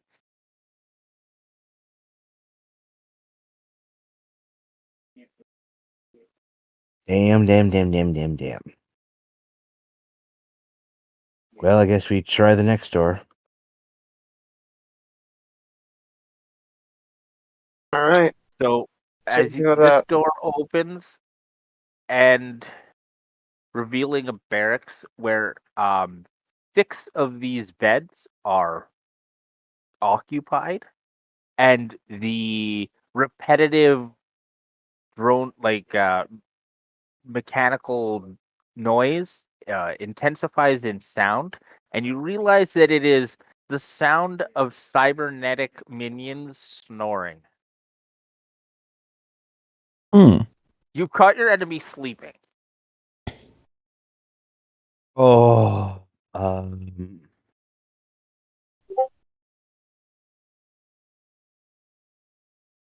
Is there a way to seal the room?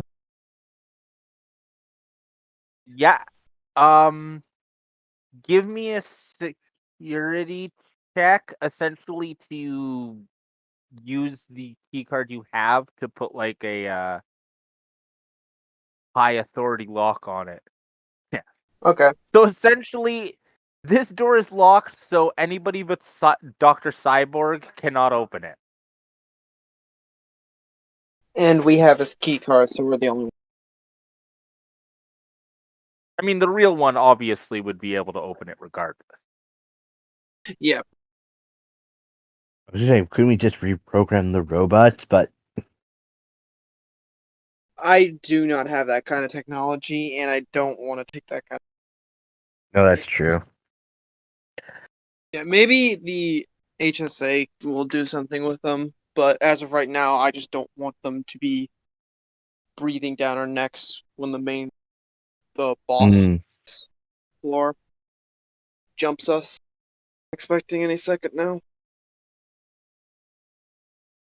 yeah, that thunder hit's probably gonna be around here sooner or later. Mm-hmm. Did you guys want to try going up that way or down this way? I think down. Okay, Spencer. I guess yeah, down is probably a good idea. Okay. You're going that direction. Oh. That direction.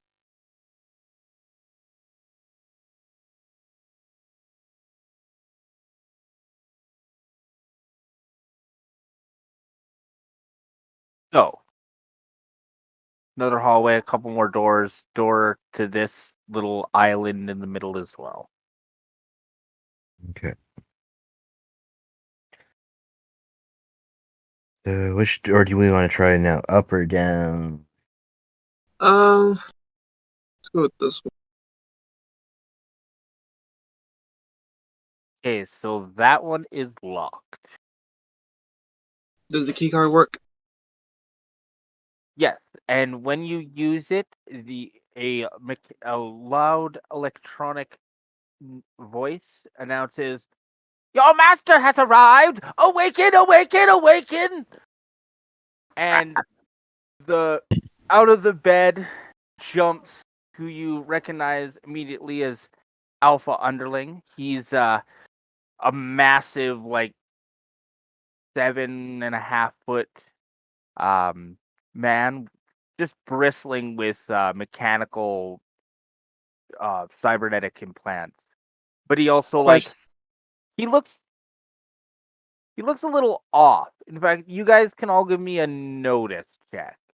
Please be good. Question: are these guys cyborgs or are they like androids? I can't remember the actual distinction, but essentially these are dead bodies implanted with a bunch of cybernetics. Yeah, I was about to say. Basically, the difference is an android's a robot that's designed to look like a human, and a cyborg is just a human or a creature robot. It's definitely cyborg. Okay. So I just wanted to make sure my powers could work on them. Pretty. So yeah, he looks, for both Titania and Spencer, you guys realize that he's in a lot of pain. Like you've seen some of Dr. Cyborg's creations before on the news, and they don't usually move like this. Like they usually move smoothly. He looks like every movement is painful. Sorry. Before the guy could have gotten up and actually got a look at us, could I have made it look like Dr. Cyborg was standing here? Yeah, absolutely. Yeah, okay. I just don't want to throw him. And I'm give gonna make me our that'll be sorry. The No, other we thing is, I'm just didn't really just. us. Sorry. Sorry. Go ahead. Go ahead. I'm gonna make it seem like Doctor Cyborg is standing, and we're just gone. He can't hear or see us unless he figures out that it's an. Yeah. So give me a deceive check with your illusion stunt.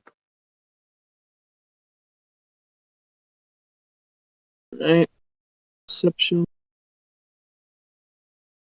4. Yeah, so that's a 6 with using your powers.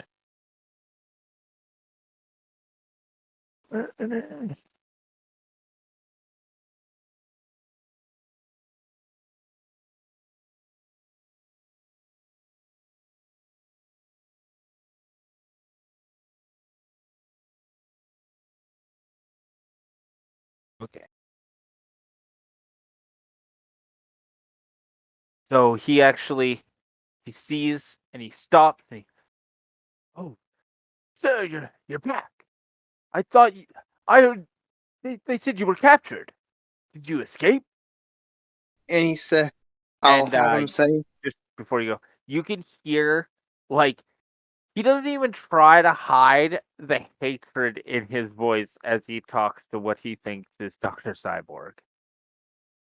I have Dr. Cyborg do an eye. Just letting you know, I probably would have looked up a bunch of videos of Dr. Cyborg before I got here, just to see what his mannerisms would be like. Yep, that's fair. I basically Dr. Cyborg laughs and says, "A simple double. They'll probably figure it out soon, but it's too late anyways." Ha ha ha. Very, very genius, sir. Very genius.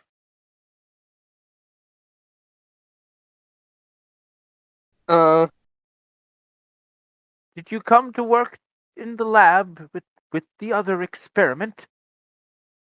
yes, I did. And I'll have him turn Would you around. like me to help you, or would, can I go back to sleep? And I have Dr. Cyborg look at him and think for a second. Better be careful because just as much as you know his mannerism, he probably knows him best. Yes. I'm trying to, because like I know these two hate each other, and I'm trying to think, would he let him sleep, or would he even if he doesn't need him, or would he have him follow him around just to spite him? I would assume that he just like yells at him to get out of his hair. I don't need you fucking this up. Go back to sleep where you can't hurt nothing. Yeah, basically. That's what I'll tell him.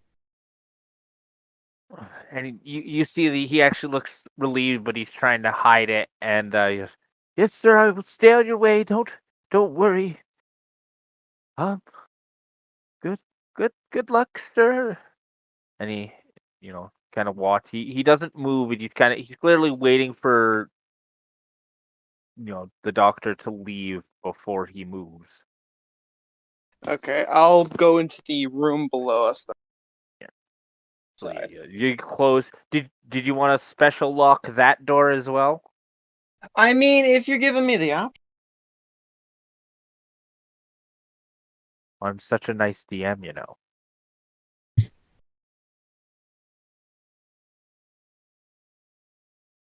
3. Sorry, where were you going next? We're going to just to the Oh, to the yeah, net. Yeah, okay. That is a dining area. no. It's got a table. It's got a stove. It's got a sink. It's got a fridge. Oh, what's up, Phantom? Actually, oh my god, is this not the perfect time for Phantom to pop up behind you and go, "Oh, food"? They're Hope you all to come along, guys. How you doing? Pops out of invisibility. Now I have a question. Would Titania actually kick him for doing that? Probably. I don't know. Would she? Like because it is an underground bunker / lab. Like I think Yeah. she would try to keep her cool, but at the same time, Bendham literally just comes out of nowhere. So I think just for this time, she's not going to kick him. Or she kicks, Dang. but the foot stops like an inch from his face. Yeah. Like he's even on a Shin-Yong. chair just with his feet kicked up somewhere. Look at that, long enough. Ah. Just to So, see what would actually happen, I'm just gonna roll to see what my melee damage would be. You want to do it? I won't feel bad about it. Take his fucking head off. Yeah, so like the wind from the kick as it stops in front of your face, like blows your hair back. Like Damn, that was good. Yeah, Good kick, Casey. T. That was close. I'll even say the wind kind of knocks. Actually, that would also be As it's technically feet 9 over. because I'm using my martial arts stunt, so that's actually 9. Like I'll actually hype it up a little bit more. Like he has his feet kicked up, the chair's leaning backwards. Just off of the wind of that kick, it kind of the chair falls over. Wham. Um, Nice to see you too, T. God damn, So where were you this whole time? a little bit of investigation here and there. What are you guys doing? our Nice to you. job. Nice for you to join us. So didn't get into too much trouble when I was around, without me around. I know you guys need me for these type of things. No, No, we not too actually did much. fairly okay. Nice to know. Nice to know. Good thing you didn't bump into any problems then. I see. Or maybe There's nobody has some talking skills that I'm not aware of. Maybe he's a people person. Oh yes. Look at this face. It's totally the face of people. Yeah. You look like you kill it at parties, man. Let's go because there's nothing down here. Let's go to this So in there you find a security room with a bunch of cameras. There's one that shows the house, the entrance to the house. There is one. There are two cameras. One that shows the outside entrance of the warehouse HQ, and one that shows the office. And as you look at that one, you actually see Gobbo and Cheery, and there's no sound on this, but you can see it's like, hey, wait a second, they're talking to Lanny and you. Okay, I've already forgot their names. This is why I write things down. Where to go?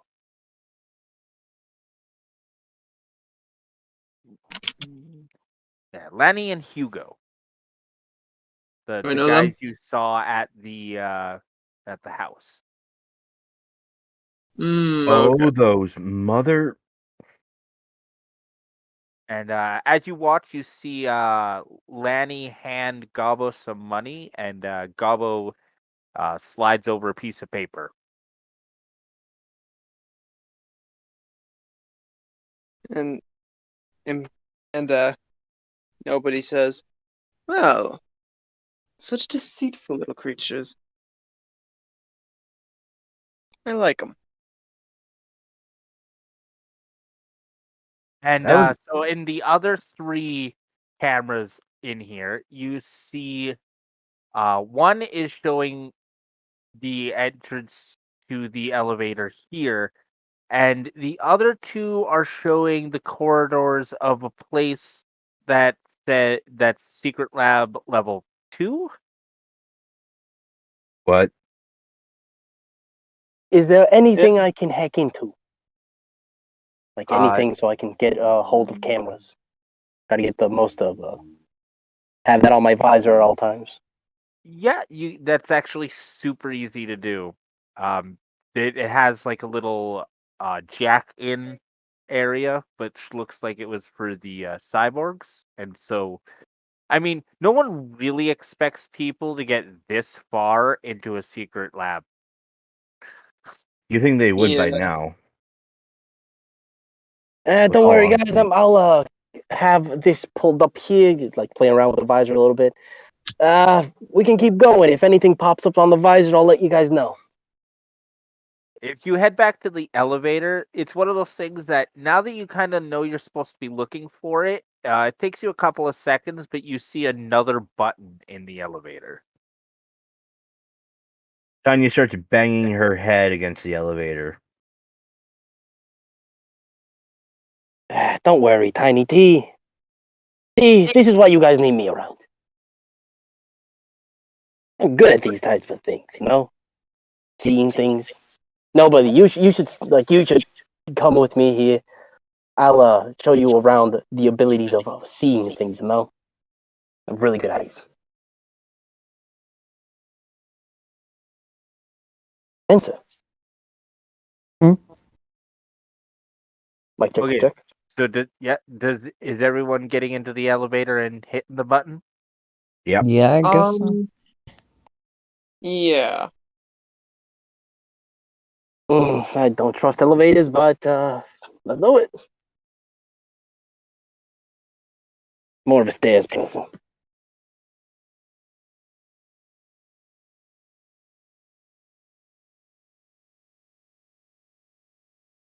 Okay.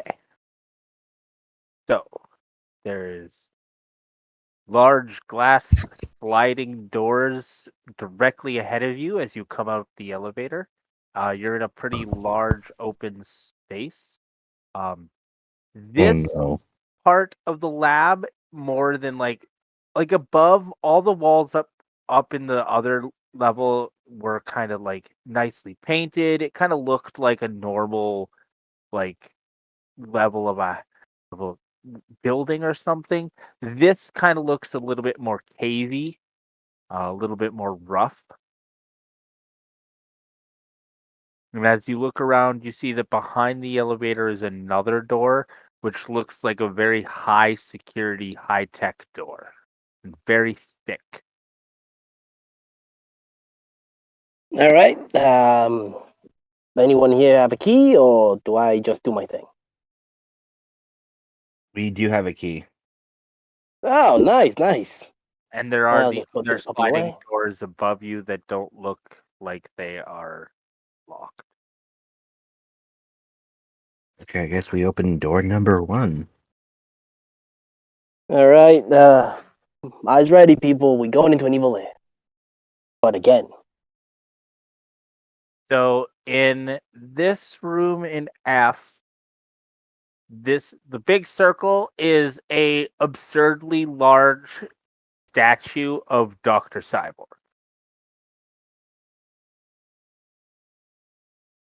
It's made of polished rock. It's absurd. He's kind of doing like the hero pose, and he's got all these muscles. Even though Dr. Cyborg's kind of a pudgy looking guy, in this statue he's all ripped, and he's got like a 12-pack, and people say I got a big ego. Oh look, it's loose. He pokes it.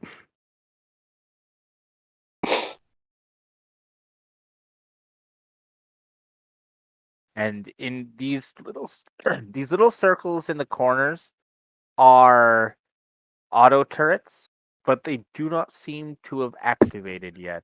They don't seem to be recognizing you as a foe. Possibly because you're, so far using. The key card. Yeah. Actually, this is this is becoming too easy. Wanna dismantle these things just in case? Wouldn't be a bad idea. So that In also case could cause them to activate. True, true. But what if And we any run into other. them later? I don't want to be retreating through machine gun fire, if you know what I mean. Especially by surprise. that's the last thing we need.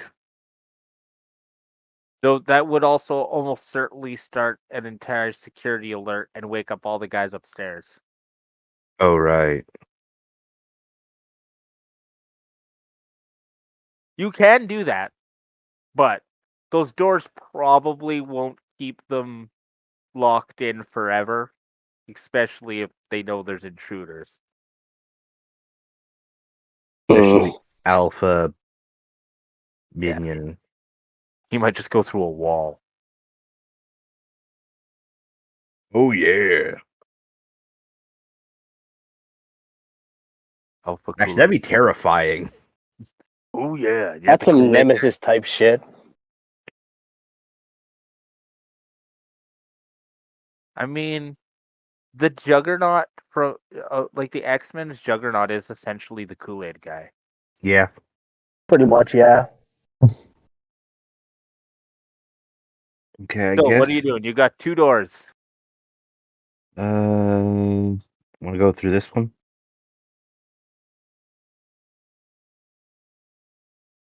Or this one? Split up, or do we take one at a time? It'd be one at a time because we only have the one key. True. That wasn't waiting for you with how many keys you got. All right, I'm still thinking on hacking things. I got my own little mentality, you know. My mindset is a grind set. Which way we go? We'll go right. Go right. Right side it is. Okay. So as you walk into I'll, the room, Can I stealth up just before that and get ready, just if there's something on the other side? as you walk in, you see a row of, along this air like oh along this area here.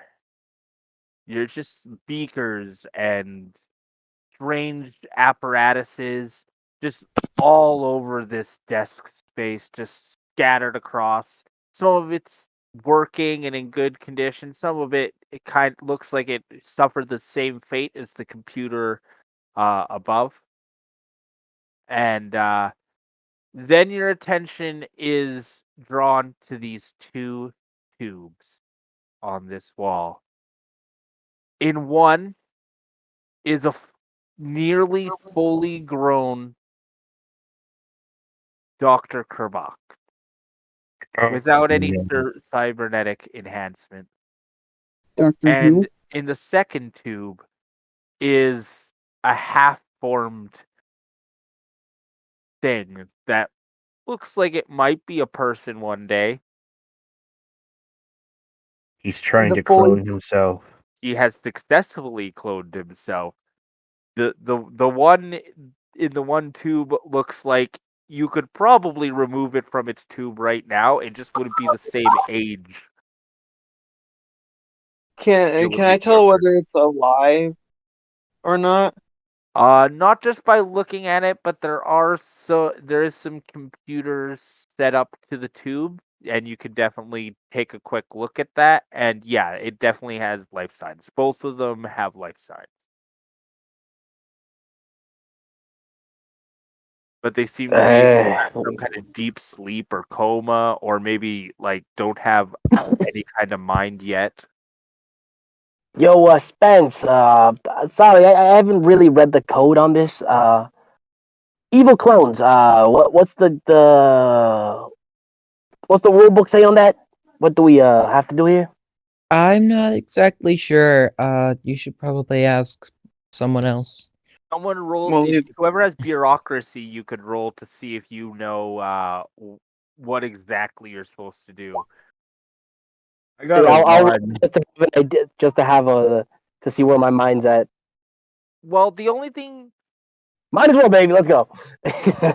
the only thing you remember is that Actually, you're minus 2. definitely Oh. supposed to call this in. This is definitely above your pay grade. Actually, mine is a -2. Do I think Uh, maybe we should befriend it. Let's let him out of his cell. And Maybe we can turn him to the there is good a side. there is a computer on this desk here. I snap my.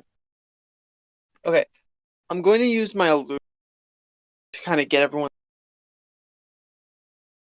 to talk through those. I'm basically gonna say, I think we should destroy these, all of it.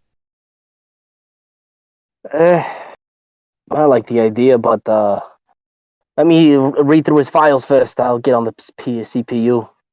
Want to see I want to get as Isn't much that information before I make a decision. So wouldn't that be this is classified about as the murder? time you may have realized that you haven't heard anything from Sandra since you came down through the elevator. So, roughly speaking, what does that mean? It means Well, we're actually, alone. yeah, I Well, was about to say. Well, hold on. I try to contact Sandra before we. nothing but static. So the place is jamming. Or it's just so deep underground that the signal can't get out. It's hard to say. Or a little above. Yeah, I basically tell everyone, get what you can on this. We're gonna blow it up. This kind of Does Yeah, I technology. like your way of thinking. I think that counts mean, as the it's murder of a Tanya, defenseless person. you know enough that that's probably a bad idea. Again, this is beyond your pay grade, and making a decision is probably the worst decision. Well, I'm going to hack into this But little hot pocket here. You guys decide what to do. If you want to explode sky high, I can arrange And that. you do all know that clones are technically considered their own people. So, like, they're not to blame for the sins of the people who make them. So there's roughly also a speaking, chance that you guys could technically get charged for murder. Probably not, because you could show that they didn't actually have a mind yet, but that would require a long legal battle. I mean, we could Yeah, that's also kind of what I'm prove. thinking, and they're defenseless too. So But I don't. okay. First things first. Would I know whether this technology is impressive when it comes to cloning? Like, Eh, is eh, it just like eh. what? Not really. There's cloning tinker, like people who are cloning tinkers who could do this kind of job over the course of like a day or two. This is clearly something that's been taking him months, maybe years. This is almost like it's barely above what like a normal uh scientist could achieve with a decent amount of resources. All right. I guess in that case, it doesn't matter. I was just worried because I was just worried this was actually like very impressive technology. No, nothing there. I mean, there's some technology you don't recognize that's impressive in a I don't know what this does kind of way, but no, nothing like the clones themselves, there's nothing impressive about the clones.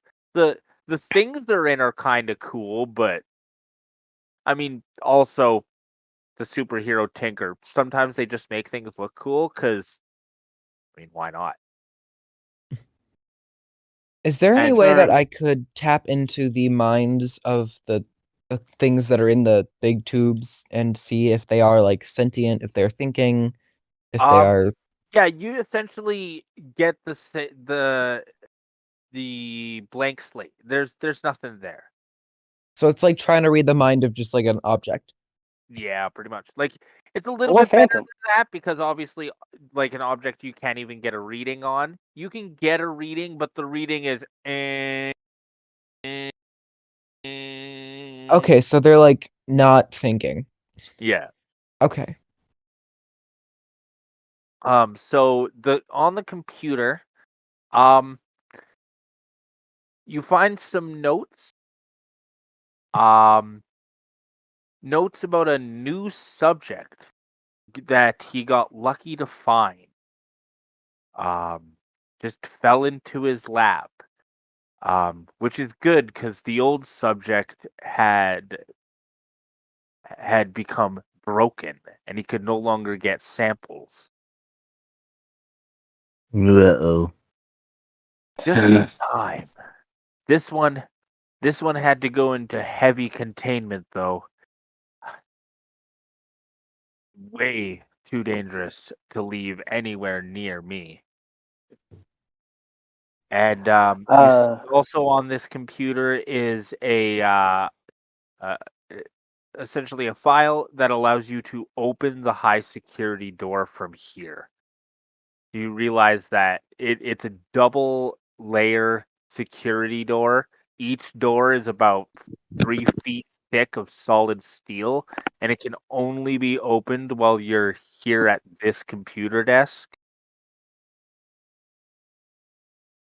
Phantom will try to bring up this information in a very vague way so nobody feels scared. Guys, huh.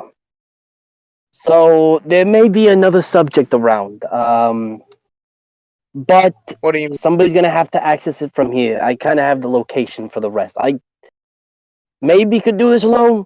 Do you guys want to stick around here? I'll What's try to see down if I there? can get into there. Subject.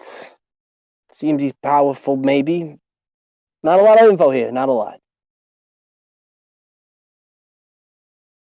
He is Yeah, we happy should that go you check found that him, out. though.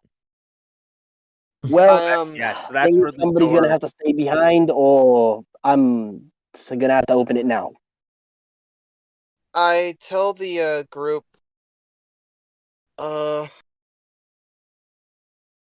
go and check it out. That's for this door here. Okay.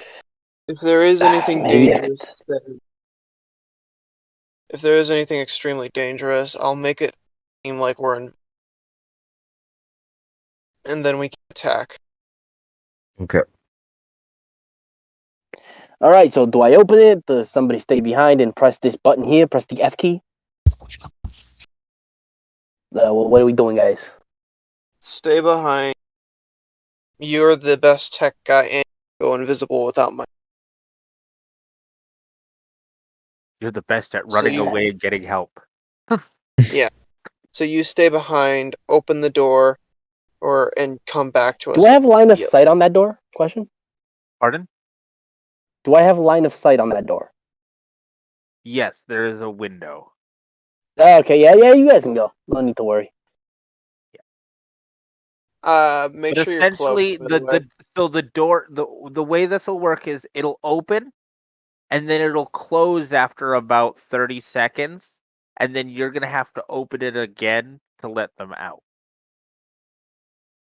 All right, guys. So yeah, Damn, someone this has is a to hard stay one. behind, or else you guys won't be able to get out. All right. This guy's dangerous. All right. Trying to keep that one on a low, but I pretty much can only have this thing open for 20 to 30 seconds. Is there any way that nobody or I could mentally signal him when we need him to open the door? Like, I could probably hear you if you bang on it. Well, no, The- he the- can far away. see us.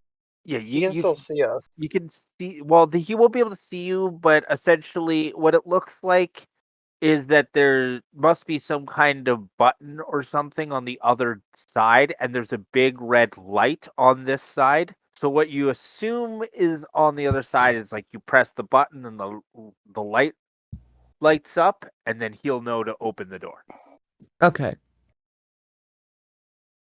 Any Then that's- schematics or anything? Send them on that computer to them to give them at No, least this a little bit more computer info. seems like the only thing it had on it was like a digital journal that doesn't Got it. even Got it. very like it was literally like scratch notes, and Is there then solitary on it? I'll yes, there is entertain myself. solitary on. Okay, I will be playing solitaire while you guys are on that. To make sure you're invisible. All right, so Bon voyage, my friends. I will try to keep a close eye on that door. There's something dangerous in there, though. So be careful. I won't let any of you guys get hurt. Don't worry about it.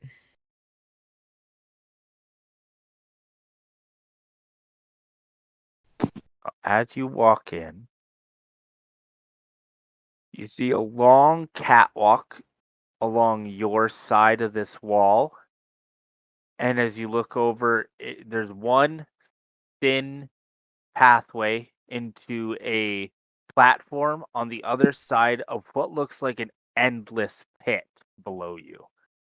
On the other side on the platform, as you can see from the map, on this side there is a computer, and on the other side of the platform is a containment tube. And inside the containment tube, inside some sort of liquid, and seems to be unconscious, is Dr. Cyborg's granddaughter. Well, shit.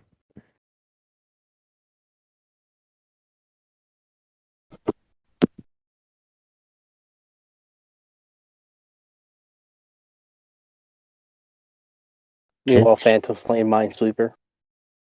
Just Well, we should Phantom really do always something finds about this. himself not at the big moments, and then is all confused when everyone's terrified. I don't know why everyone's so scared, and nothing bad ever happens around here. I love this gimmick.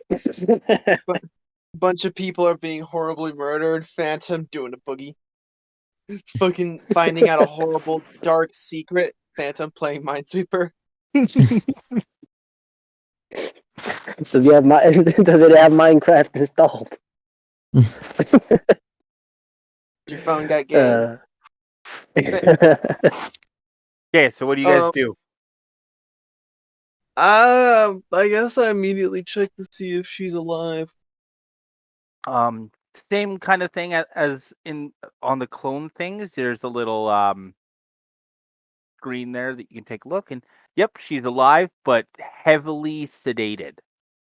It looks like a near constant stream of sedatives are being pumped into her. Like the liquid she is in seems to be some kind of gel that has some kind of sedative property. All right. I'm gonna go check out the terminal computer and see what I can find.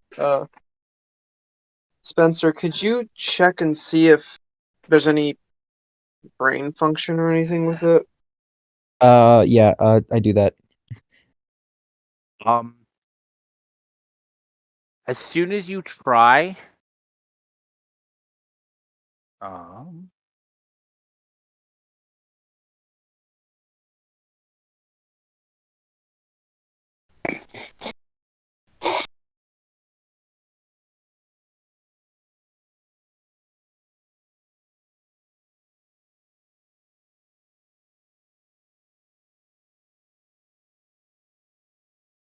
Hello? so yeah, Okay. sorry, I was just doing a roll. Your all of your powers disappear. Wait, I just You can feel your peace aura disappear. Your ability to feel everybody's mind around you just winks out. Just as Spencer? Yep. Just as soon as he touched her mind. Boop, got gone. Guys. Wait, come here. And I just gesture to one of you. I'm on the computer. I guess they're telling you. I'm gonna grab your hand and then I guess do nothing, but in an attempt to make you feel something. Nothing. Is that working? It was what's supposed to work. I'm trying to use my my abilities are gone. I could feel it, and I just lost my headache. It actually kind of feels nice, but I'm not gonna talk about it. Why is this happening? She could have a nullification ability. As Yeah, soon as can I I- entered her mind, I didn't even sense what was in there. Hardly. And now that it's been about 30, 45 seconds, your powers come back. They're just back already? Okay. Yep, just like as quickly as they disappeared, they came back. Wait. um Okay, I think they're back. can I look on the computer and see what I can find out? Yep. So, use the access codes, and that is an amazing security roll. Yeah. So 4 months ago, um,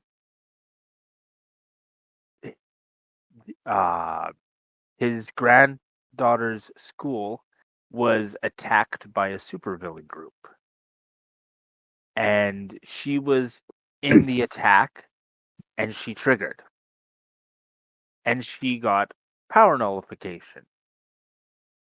Now she got very excited because she's got a granddad who's a supervillain, which means she gets to be a supervillain legacy. Because essentially, to be a supervillain, you have to have a supervillain that endorses you. That's how they limit supervillains. And Mhm. so she went to her granddad, and he immediately kidnapped her and threw her down here. And he has been using some of his new techniques to give her other powers, Hmm. which include super strength, regeneration, um, armored plating, Oig. In and other words, flight. if this chick were to break out, she could probably give some of the seven a run for their money. If she broke out, she could probably kill most of parahumans in the world pretty quickly if she wanted to, because if she, according to the notes you're seeing here, it's not just like touch, it's an aura she can push out. And with his tinkering, who God knows what she can do now. Because, you know, who knows? Just has he there are no notes after about a week ago. The last note is um why can't why does she still not remember? Oh, she lost her memory. Hmm. Or at least a section of it, anyway. Did you see the message I sent you, DM?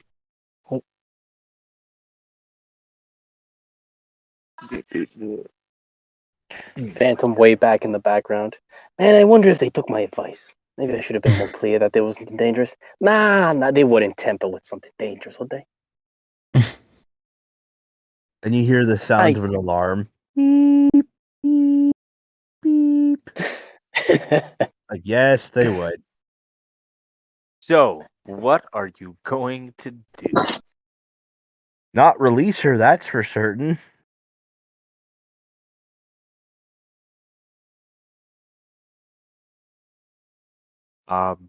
Oh, you do see on here there is a purge button. What does the purge do? I mean, you're not sure, but purge doesn't usually mean happy kittens. No, that's also true. I mean, I Let me think we put can assume that it destroys it. Or You could say depends on what it's purging. It could be purging you or itself. You're I, or all pretty the sure data on it. it is directed towards the subject. I kind of like face her and then sort of turn around to you guys and say, we have a few options. Could be a great ally A, too. She was tortured by a villain for months. Maybe she'll be a great hero. I was getting to that. Sorry. A, we destroy her and prevent a possible cataclysm.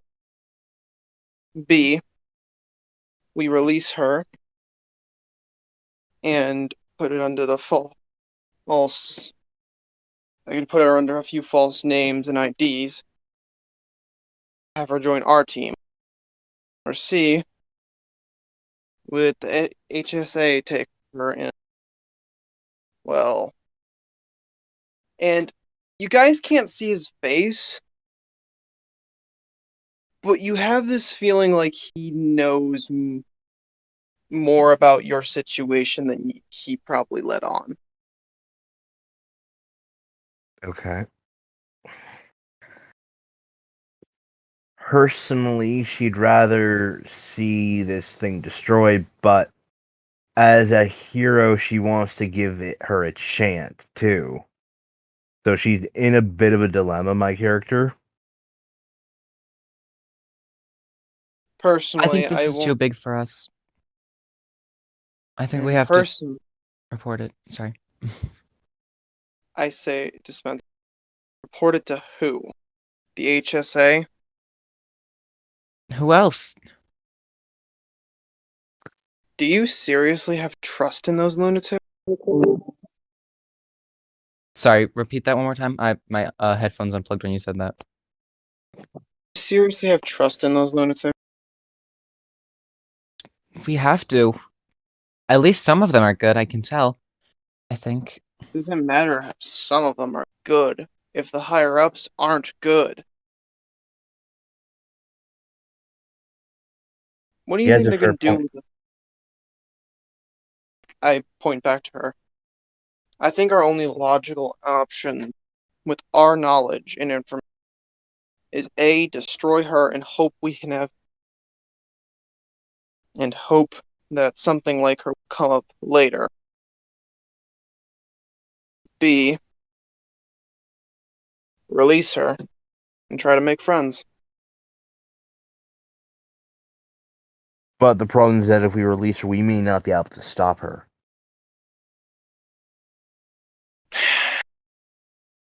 Well, the door's closed. We're in a very interesting situation here. Yes, we are. Weird how Because often I put you at those things. Yeah. and I Yeah, do say I go for the 4 or do I still play Minesweeper? Man, I'll keep it closed. to these two. The higher ups can't see us or hear us as far as I can tell. If we did let her out, we could just say she was one of the doctor's cap. Erase all the information on here. Make it seem like this was just another stasis. With that, and I can probably get some people to make fake IDs. And if necessary, I even know some people who might be able to alter her fate. Well, that's a big She kind of does look like the good doctor, doesn't she? a bit too much. I think our best option, in my opinion, is to let her go. At the very least, I don't think she'll become a villain like she originally planned. So either we're letting her go and making her into a powerful rogue, or making her into an extremely powerful ally. Very tempting, Sure. both options. I believe letting her go is the best option. Let her make her own choice. I guess if she kills us, she at least won't be able to escape. Personally, I don't really care about the moral factors, but tactically, it's our best option. Okay, let's let her loose then. There is a button you can press. I'm pretty sure my powers won't work on her, but I know for a fact, not for a fact, but I'm pretty sure my weapons will. So I'm gonna keep the boom gun in, like, somewhere I can quickly. Don't know how effective it will be, but it might buy us some time if she does go blind.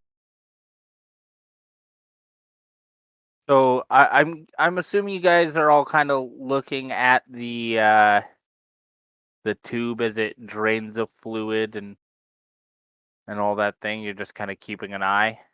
Yep. Yeah. So the last thing all the people in this room see is her wild green eyes snap open. You all pass out.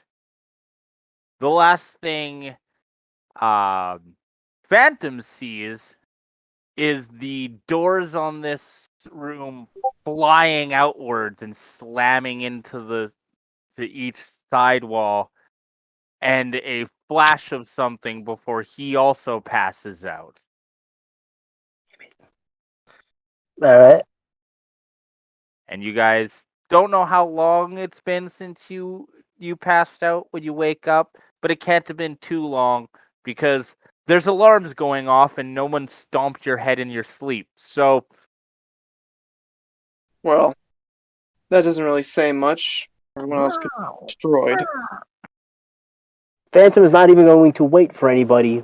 He is cloaked up and going in to see what the hell's going on, trying to follow any, maybe tracks that the thing might have left. I follow. Maybe tracks. I mean, if by giant hole where the elevator used to be, yeah. Hell yeah! Oh, we know And it it's left track. around the time that you guys kind of are looking at. You guys kind of look up the hole, and as you're doing so, 6 minions and an alpha underling look down the hole.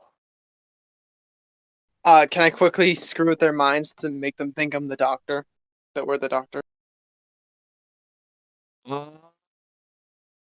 I don't think I'll roll. that would work, but I'd say make it so they can't see you would be something you could do.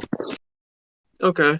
Alpha Essentially, punching bag. an illusion of you guys being see-through, essentially. Okay. So deceive. That's 6. Yes.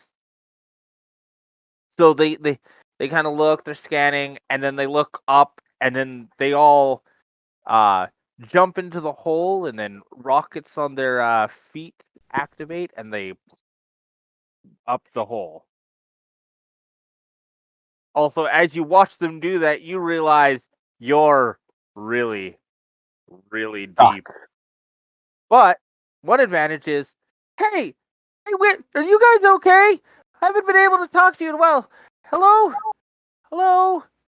Yes, we're alive. What I did not happened? think I'd be happy to hear your voice. How you doing, sweet I cakes? Took a nap. The I doctor. Everything smack, else good outside? I smack Phantom upside the head to shut him up. Asshole. The good doctor had one more experiment. My head. I don't know much about it. It's some kind of weapon. It jumped out, knocked us out, and then broke out.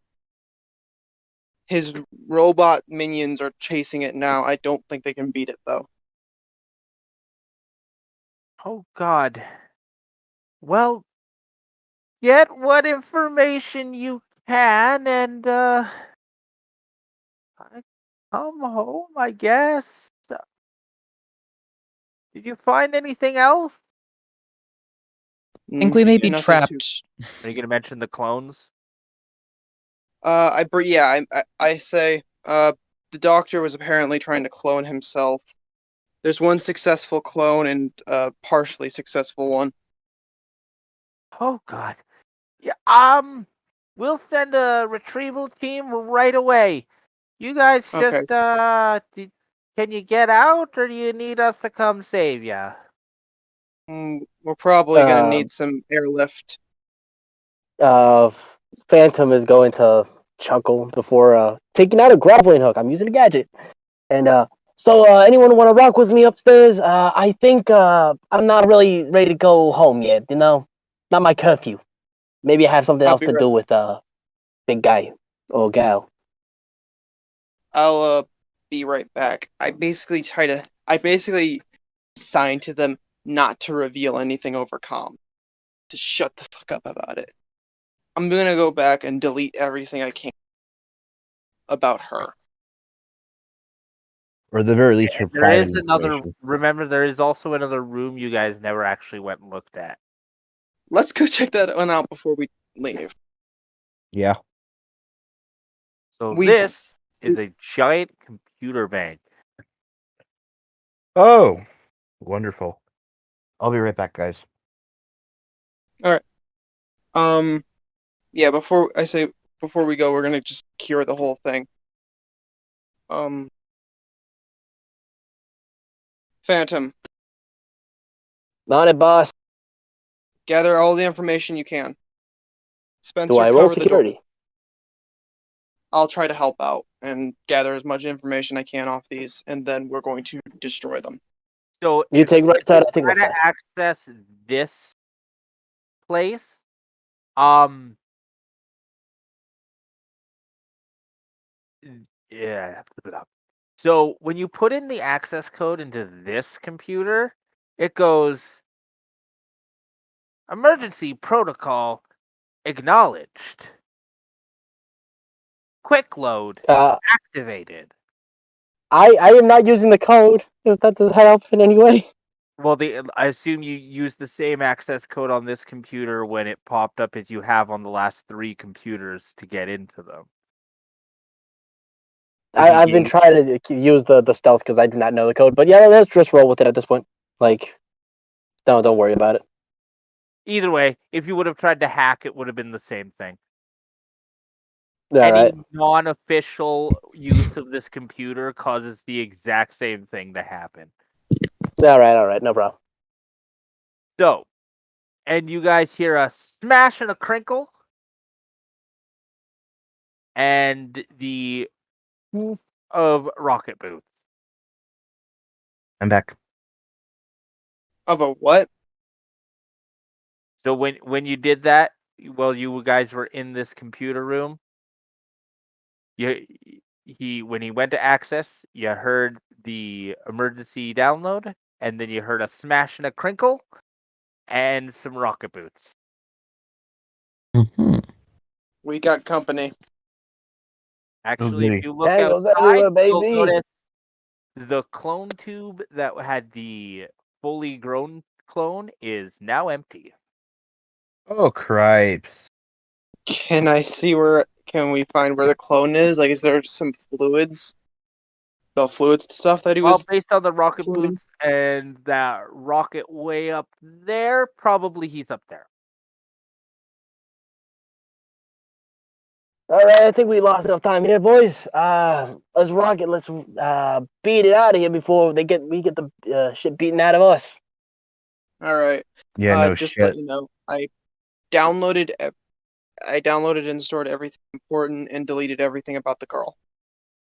Okay. Good choice. And All right. all of a sudden you get a um, God, I keep getting the name I gave this.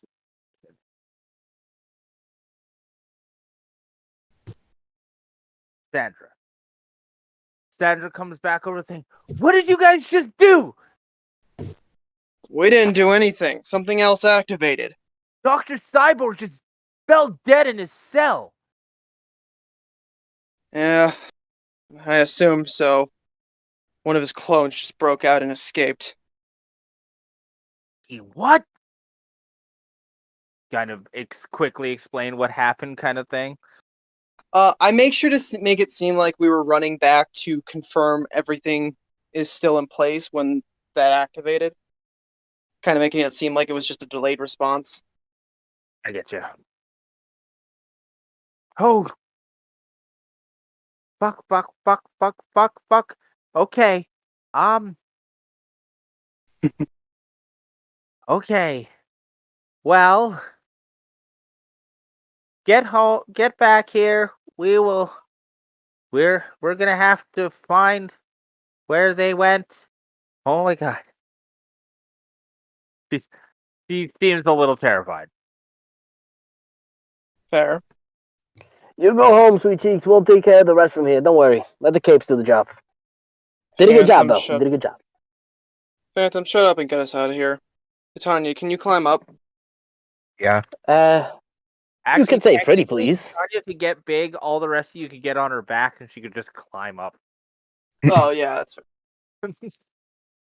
You could say please, and I could carry you on my magical grappling hook. How much weight can that thing hold, though? Enough. Don't worry about it. Enough. Snaps halfway up. We all just stare at him. What? We gotta do a group hug thing. The rally talk. Let's beat it, guys. We gotta Can we punch him? prepubescent juggernaut going through the streets at the moment. Let's just hurry Yes, up and get out of here. I think we are going to end it here with you guys getting out of the secret lab. You kind of opened a Pandora's box. And we'll find out later if we can use this for our benefit. So See this? No one important got hurt. Meanwhile, the city's partially destroyed. No one important. So, questions, comments, concerns, issues? You enjoy I'm your just show? saying, I said that we probably shouldn't release her, but it's okay. I'm just You guys saying. should have seen me when you guys finally decided that you should let her go. I'm like, yes. Pretty much this entire mission was kind of around your decision what you were going to do with her. Yeah, I assumed so. The second you mentioned all the powers, I was like, oh, she's gonna be like a decent chunk of the story.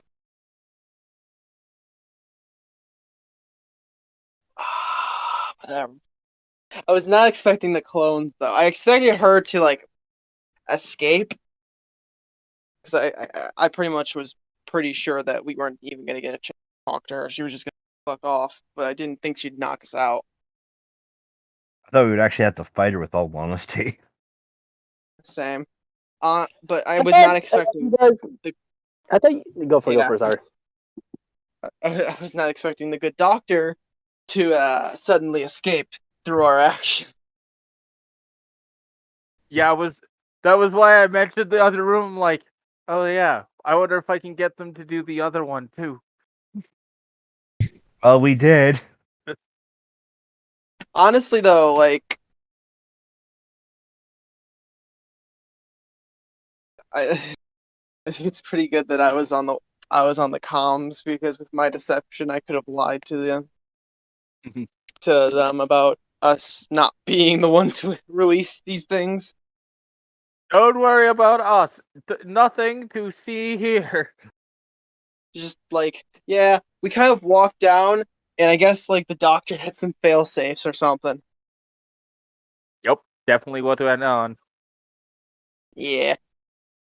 So it's not like I totally destroyed and deleted anything that could remotely point us to this being our fault. No. I hope you guys don't mind the slightly no battle idea. Oh no, I was fine with it.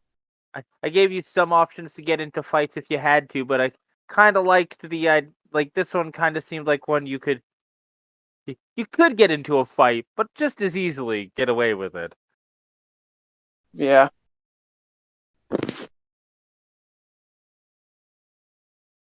But you're not gonna get away with no fights forever. Probably in the next one, there's gonna be some fighting. Well, we Probably. released a Titan class being in a sense, or at least something close to one. Something. You don't know what you released yet. I will probably give you some information in way of some lore and stuff, because just explaining it of the information you picked up, I'll get you some extra Judging by her information. abilities, judging by her abilities though, I'm pretty sure she's gonna be like, I can take on any superpowered person, but like technology and shit is gonna be a bitch to deal with. She'll get destroyed by Captain Bob, the most average of us all. Yeah, it's like if it wasn't for her other superpowers, probably. But yeah, it's like I'm not entirely sure because I don't know the extent of all of her abilities, like what rank they are. As far as I know, her super strength is like I can lift a truck with one hand. It's like, oh, how special! I can throw that truck into orbit. That's the kind of like stuff I'm thinking here. Yes.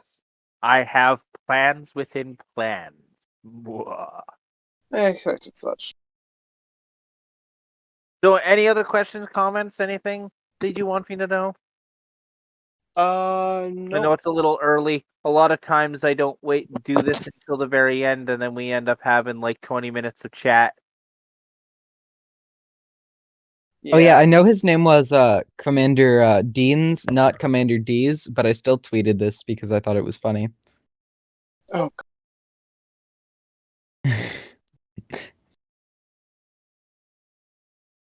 God damn, Jake.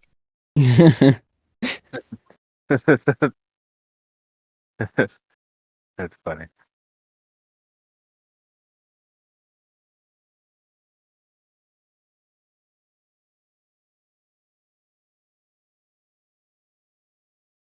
Yeah, I threw a bunch of characters at you today, so.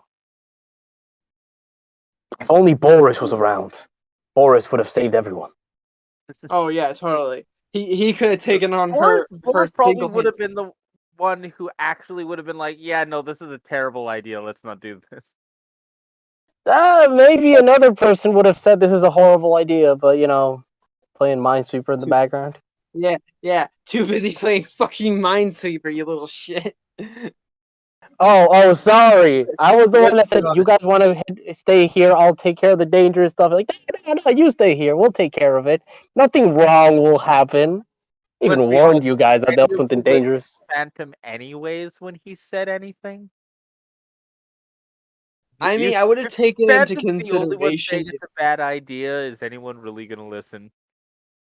I mean, if he gives a decent reason for it, I probably would listen. But if he just says, "I got like heebie-jeebies about this," I'm just gonna be like, "Phantom, shut the fuck up." Did you not hear his explanation? It's something dangerous. Like, he even says it in the notes. I mean, you're all Yeah, dangerous. I was about to say that. Yeah, it's like by that definition, we're all horrifyingly dangerous. Well, I'm not locked away behind There, 40 she is exponentially meters of. dangerous than the rest of you. Yeah. Yeah.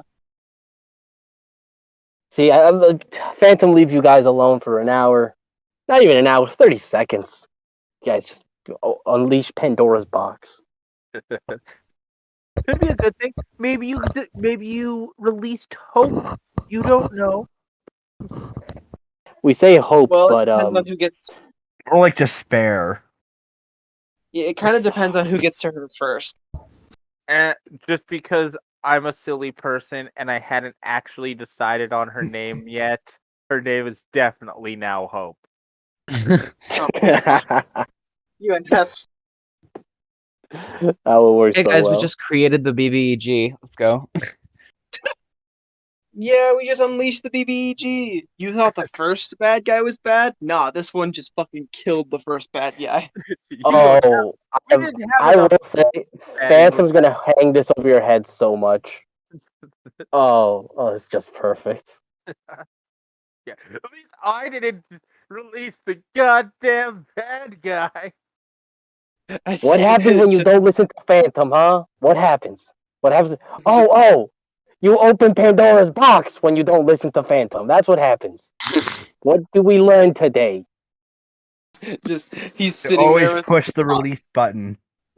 he's he's sitting there talking shit, and I'm like, look at Titania, like, hey Titania, do you want to learn how to fake a suicide?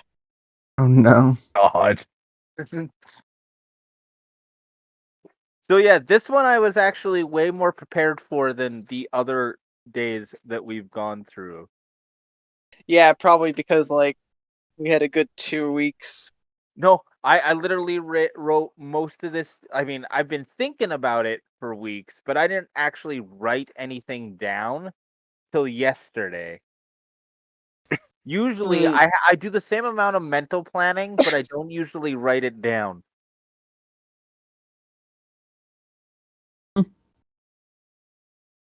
Yeah, I like never write anything down. I always just like have everything in my head. I kind of only write things down if they're important, like this, for example. Hmm. Also, Well, I just how don't- did you think of this session compared to the other sessions, especially Imperium and Titania, who've been through quite a few different sessions with me? What do you think? I did like it, especially because I'm gonna be honest. When I first started playing, I was kind of annoyed by the fact that a lot of the times when we're trying to make big decisions, we'd have Ouroboros pop into our ear with an easy out. But this time, you kind of just let us do our own thing, and I like that much more than Yeah, that was having definitely some. something I learned from the other sessions, was just kind of letting you guys go. But You Yeah, got honestly, though, it's partially it's easier because our new dynamic in the group is a lot better. Um, I find with our first group, part of the problem is half the group just never had any ideas. Like it yeah, was really just kind of on you and Titania. And if you guys couldn't think of a solution, you guys are just kind of stuck. yeah. But I don't- yeah, this new our new group, kind of everybody has their own solution. So you guys, instead of not having any ideas, you guys are more discussing which one of your terrible ideas you're gonna go with, and that's much more yeah.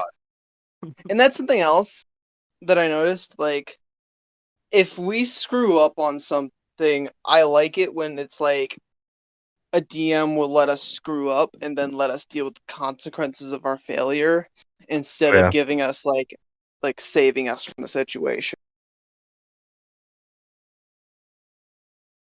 Yes, well, Like we for mine, I kind of end up having to go the other way, where I have to like stop myself for giving you guys horrible consequences for everything because I play too much Call of Cthulhu. Mm. that's fair. I Call of took a Cthulhu drink is of water. That water had a Cthulhu being in it. Now you're dead. Ha! Great. Not only that, but rocks fall, and you're double dead. Oh, dead. And the character you were making, he also died. I don't even know what his name was. But you have to make 2 more characters now. No, Jerry. I actually was thinking of running a Call of Cthulhu game a while ago. I have like a decent script for it and all. Well, I love Call of Cthulhu and would love to not be the DM for once, so I would be down. Yeah. The basic premise is I like the idea of Call of Cthulhu and I like the universe, but I kind of wanted to make my own thing, Yeah, you that's know? exactly what I do with it. Yeah. I So have what I I have basically my own echelon of gods and monsters. yeah, what I did is I threw together. So basically, if you guys start and when the players start, they'll start off in what's basically World War One trenches, Oh but like God. supernatural. Like you guys hear gunshots and explosions, but there's no actual gunfire or explosions, almost as if it's the sound alone. anyone who tries to peek their head over the trench walls will like lose part of their face. Not even like a fire or a round disappear. There are monsters roaming the trenches. Some of them are killable, others are more or less just run and hope it doesn't decide to chase you. It's like a big thing where it's like you're trying to get out of this hellish world that you're in. It's basically just if World War One was an acid trip. I think the scariest campaign I think I've done would have been a zombie apocalypse during World War II. That's And not only the worst part for it is the town's already completely abandoned by normal people, and there's not many supplies in this town. Just like, fuck. I love zombie apocalypses. yeah. Well, they can be fun if you have the right DM, but I've had some really bad ones when it comes to zombie apocalypse ones. Yeah. I kind of like the sort of pseudo mini zombie apocalypses you'll get in D&D games. Mm-hmm. Like oh, let's go kill this lich. Well, we're gonna have to get through this army of fucking zombies, skeletons to do so. I mean, I can pretty much guarantee you guys will end up dealing with some sort of zombie apocalypse at some point. Oh, And you That's fair. already know Phantom is gonna blame you guys for this and hang it over your heads. Oh, Remember is last that gonna time be you didn't listen to me? I don't know Pandora's how. box now a zombie apocalypse. I don't know how, and I don't know why, or who. But at some point, I'll be like, now is time for the zombie apocalypse. Probably worry, be we like have the Artemis. Halloween special or something. Don't worry, we have Artemis. Oh no, Artemis is a zombie. Oh, Oh, fuck. oh no. Actually, Oh that would be no. kind of a fun, like, one-shot, like, zombie what-if thing. That would be kind Oh of fun. yeah, totally. And then Phantom wakes up. Oh god, what a Wait, I dream! gotta... Oh my god, I would not. Okay, that would be kind of Man, funny that's- though, like if we did like a one shot and the whole thing was just a dream that one person had. Phantom is just like at the end it's like obvious as hell it's a dream. Like everyone's like, Phantom, save us, you're our only hope.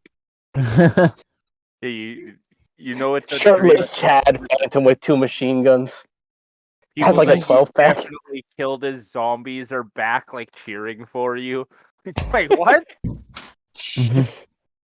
Well, you say that would wake him up. No, that's just more. That's more on the ego trip. Phantom never wakes up Yes. from that.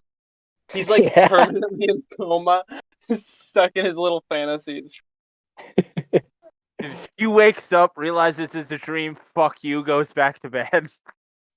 Just turns around. Actually, that could have happened this session. He wakes up a little Yeah, bit early probably. before everyone else, and then just turns around like, "No, let's keep on 5 more minutes."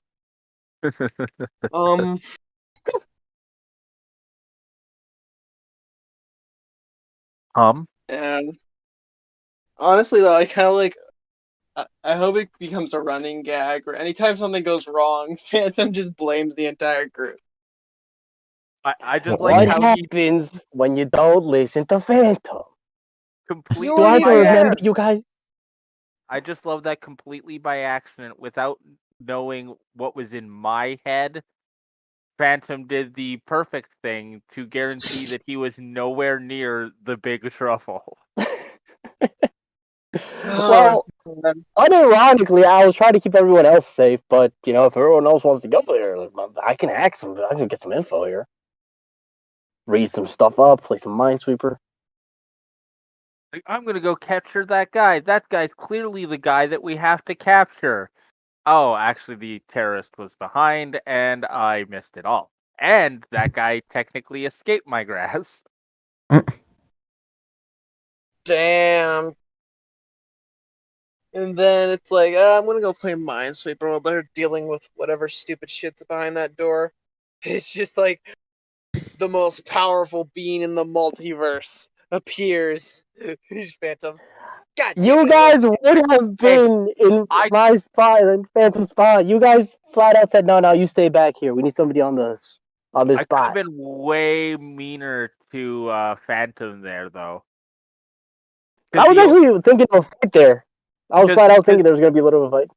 No, because think, the only way you knew that they were gonna come out is that the light would go on. I could have just legit had you just open the door. Like, I thought you were going to do that. I was about to say, oh, the light's on. Well, I guess I'm going to open the door now. Yeah. I was like, Yeah, nah, I'll be nice to Phantom here, and it's not his fault. Well, no. That would have been totally funny. Like Phantom's like the fucking chick just disappears, and Phantom's like, "This is their fault. I'm not gonna mention the fact that I opened the door for her. I'm just gonna blame them." Okay, in all fairness, how would that be Phantom's fault? In all fairness, how is that Phantom's fault? Other than his now slightly suspicious ability to never be in the fight. Phantom is the big bad evil guy. How are we getting to this point, man? I'm trying to be a little bit heroic for you guys. You're like, nah, you stay in the background. Trust me, we got this. We got this. Phantom We won't should open be Pandora's offended. box. The second session in a row that you guys have been like, you're definitely going to be the bad guy. I don't get how this keeps happening to me. Because it's not even like you're setting it up. They were setting it up. He's such a nice guy, but everyone's like, we're pretty sure you're evil. But You're it's too like nice. why? It's like why do you guys think I'm evil? Because you're never around when anything bad actually happens. Well, think about this. The first Like- time something bad happened, Imperium told Phantom, yeah, no, you chase after him. I'll stay here. Nothing around. You're Now like nobody reverse says, now you Superman. stay here, we'll go inside. Yeah. You're like Man, I reverse. gotta stop Superman. following orders. You're only here when Phantom's things gotta stop. Phantom's gotta stop following orders, man. You're gonna make me look To suspicious be at this point. fair, the only reason you're probably not been beaten into the dirt like the rest of us is because you're following orders. How? I got hit into the dirt as well. What have I not done? Well, I mean, for the last session, you kind of got a kudos yelling at. Like, that was a great shot and good reaction time, but, like, you shouldn't leave your target alone. That was dumb. Yeah, that was but kind of think about it. See? It still looks dumb, but you thought about it at least. Imperium probably would have gotten in trouble since he technically went against orders, but, he's missing, presumed dead, so they thought it would be a little mean to, like, put a reprimand on his thing when he's possibly dead. yeah. Imperium. They're like, if Imperium's alive, we're gonna punish him great. Pretty much. Like, if he's alive, we're gonna fire him. Oh, you survived! Okay, just know now that you're fired. You're fired. I want your termination papers on my desk by tomorrow. After probably like months of being tortured by a villain. I'm so happy to see you, Imperium. Here, have these termination papers. You have right to nothing. You have not begun to work for the last 6 months. And we're taking you to court. But I'm so happy to see you alive.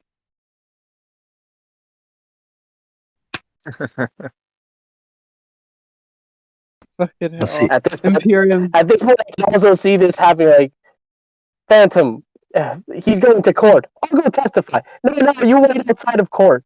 And just something horrible happens in court, and somehow it's going to be Phantom's fault as well.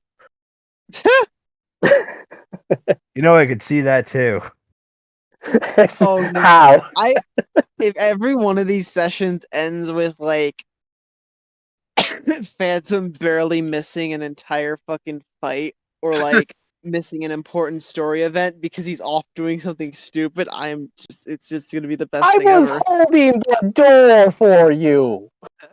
Oh yeah, I yeah. mean, That's out Did what you of not context, remember that was your order? You said, okay, you stay here. No, you're good with tech.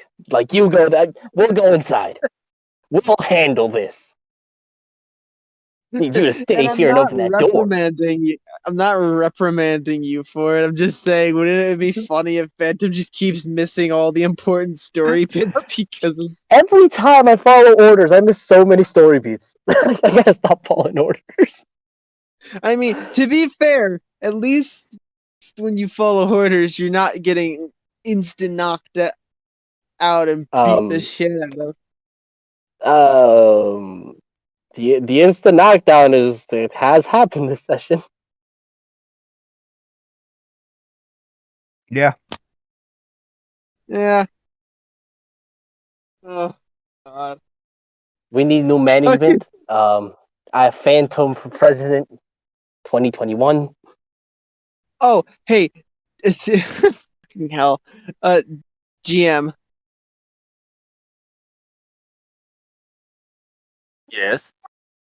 Hello. Hi.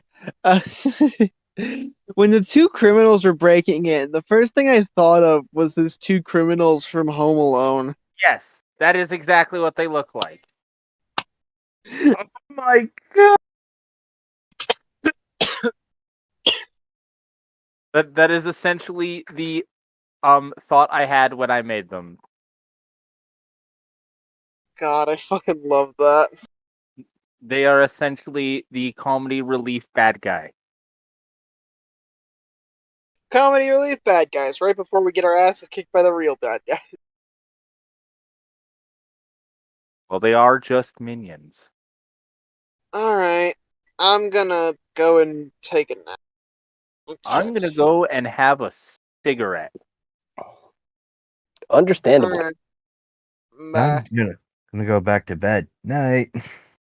Bye. Peace. Awesome. Had a great session. See you guys in 2 weeks. See you in 2 weeks, guys. I'll stick around for a little bit.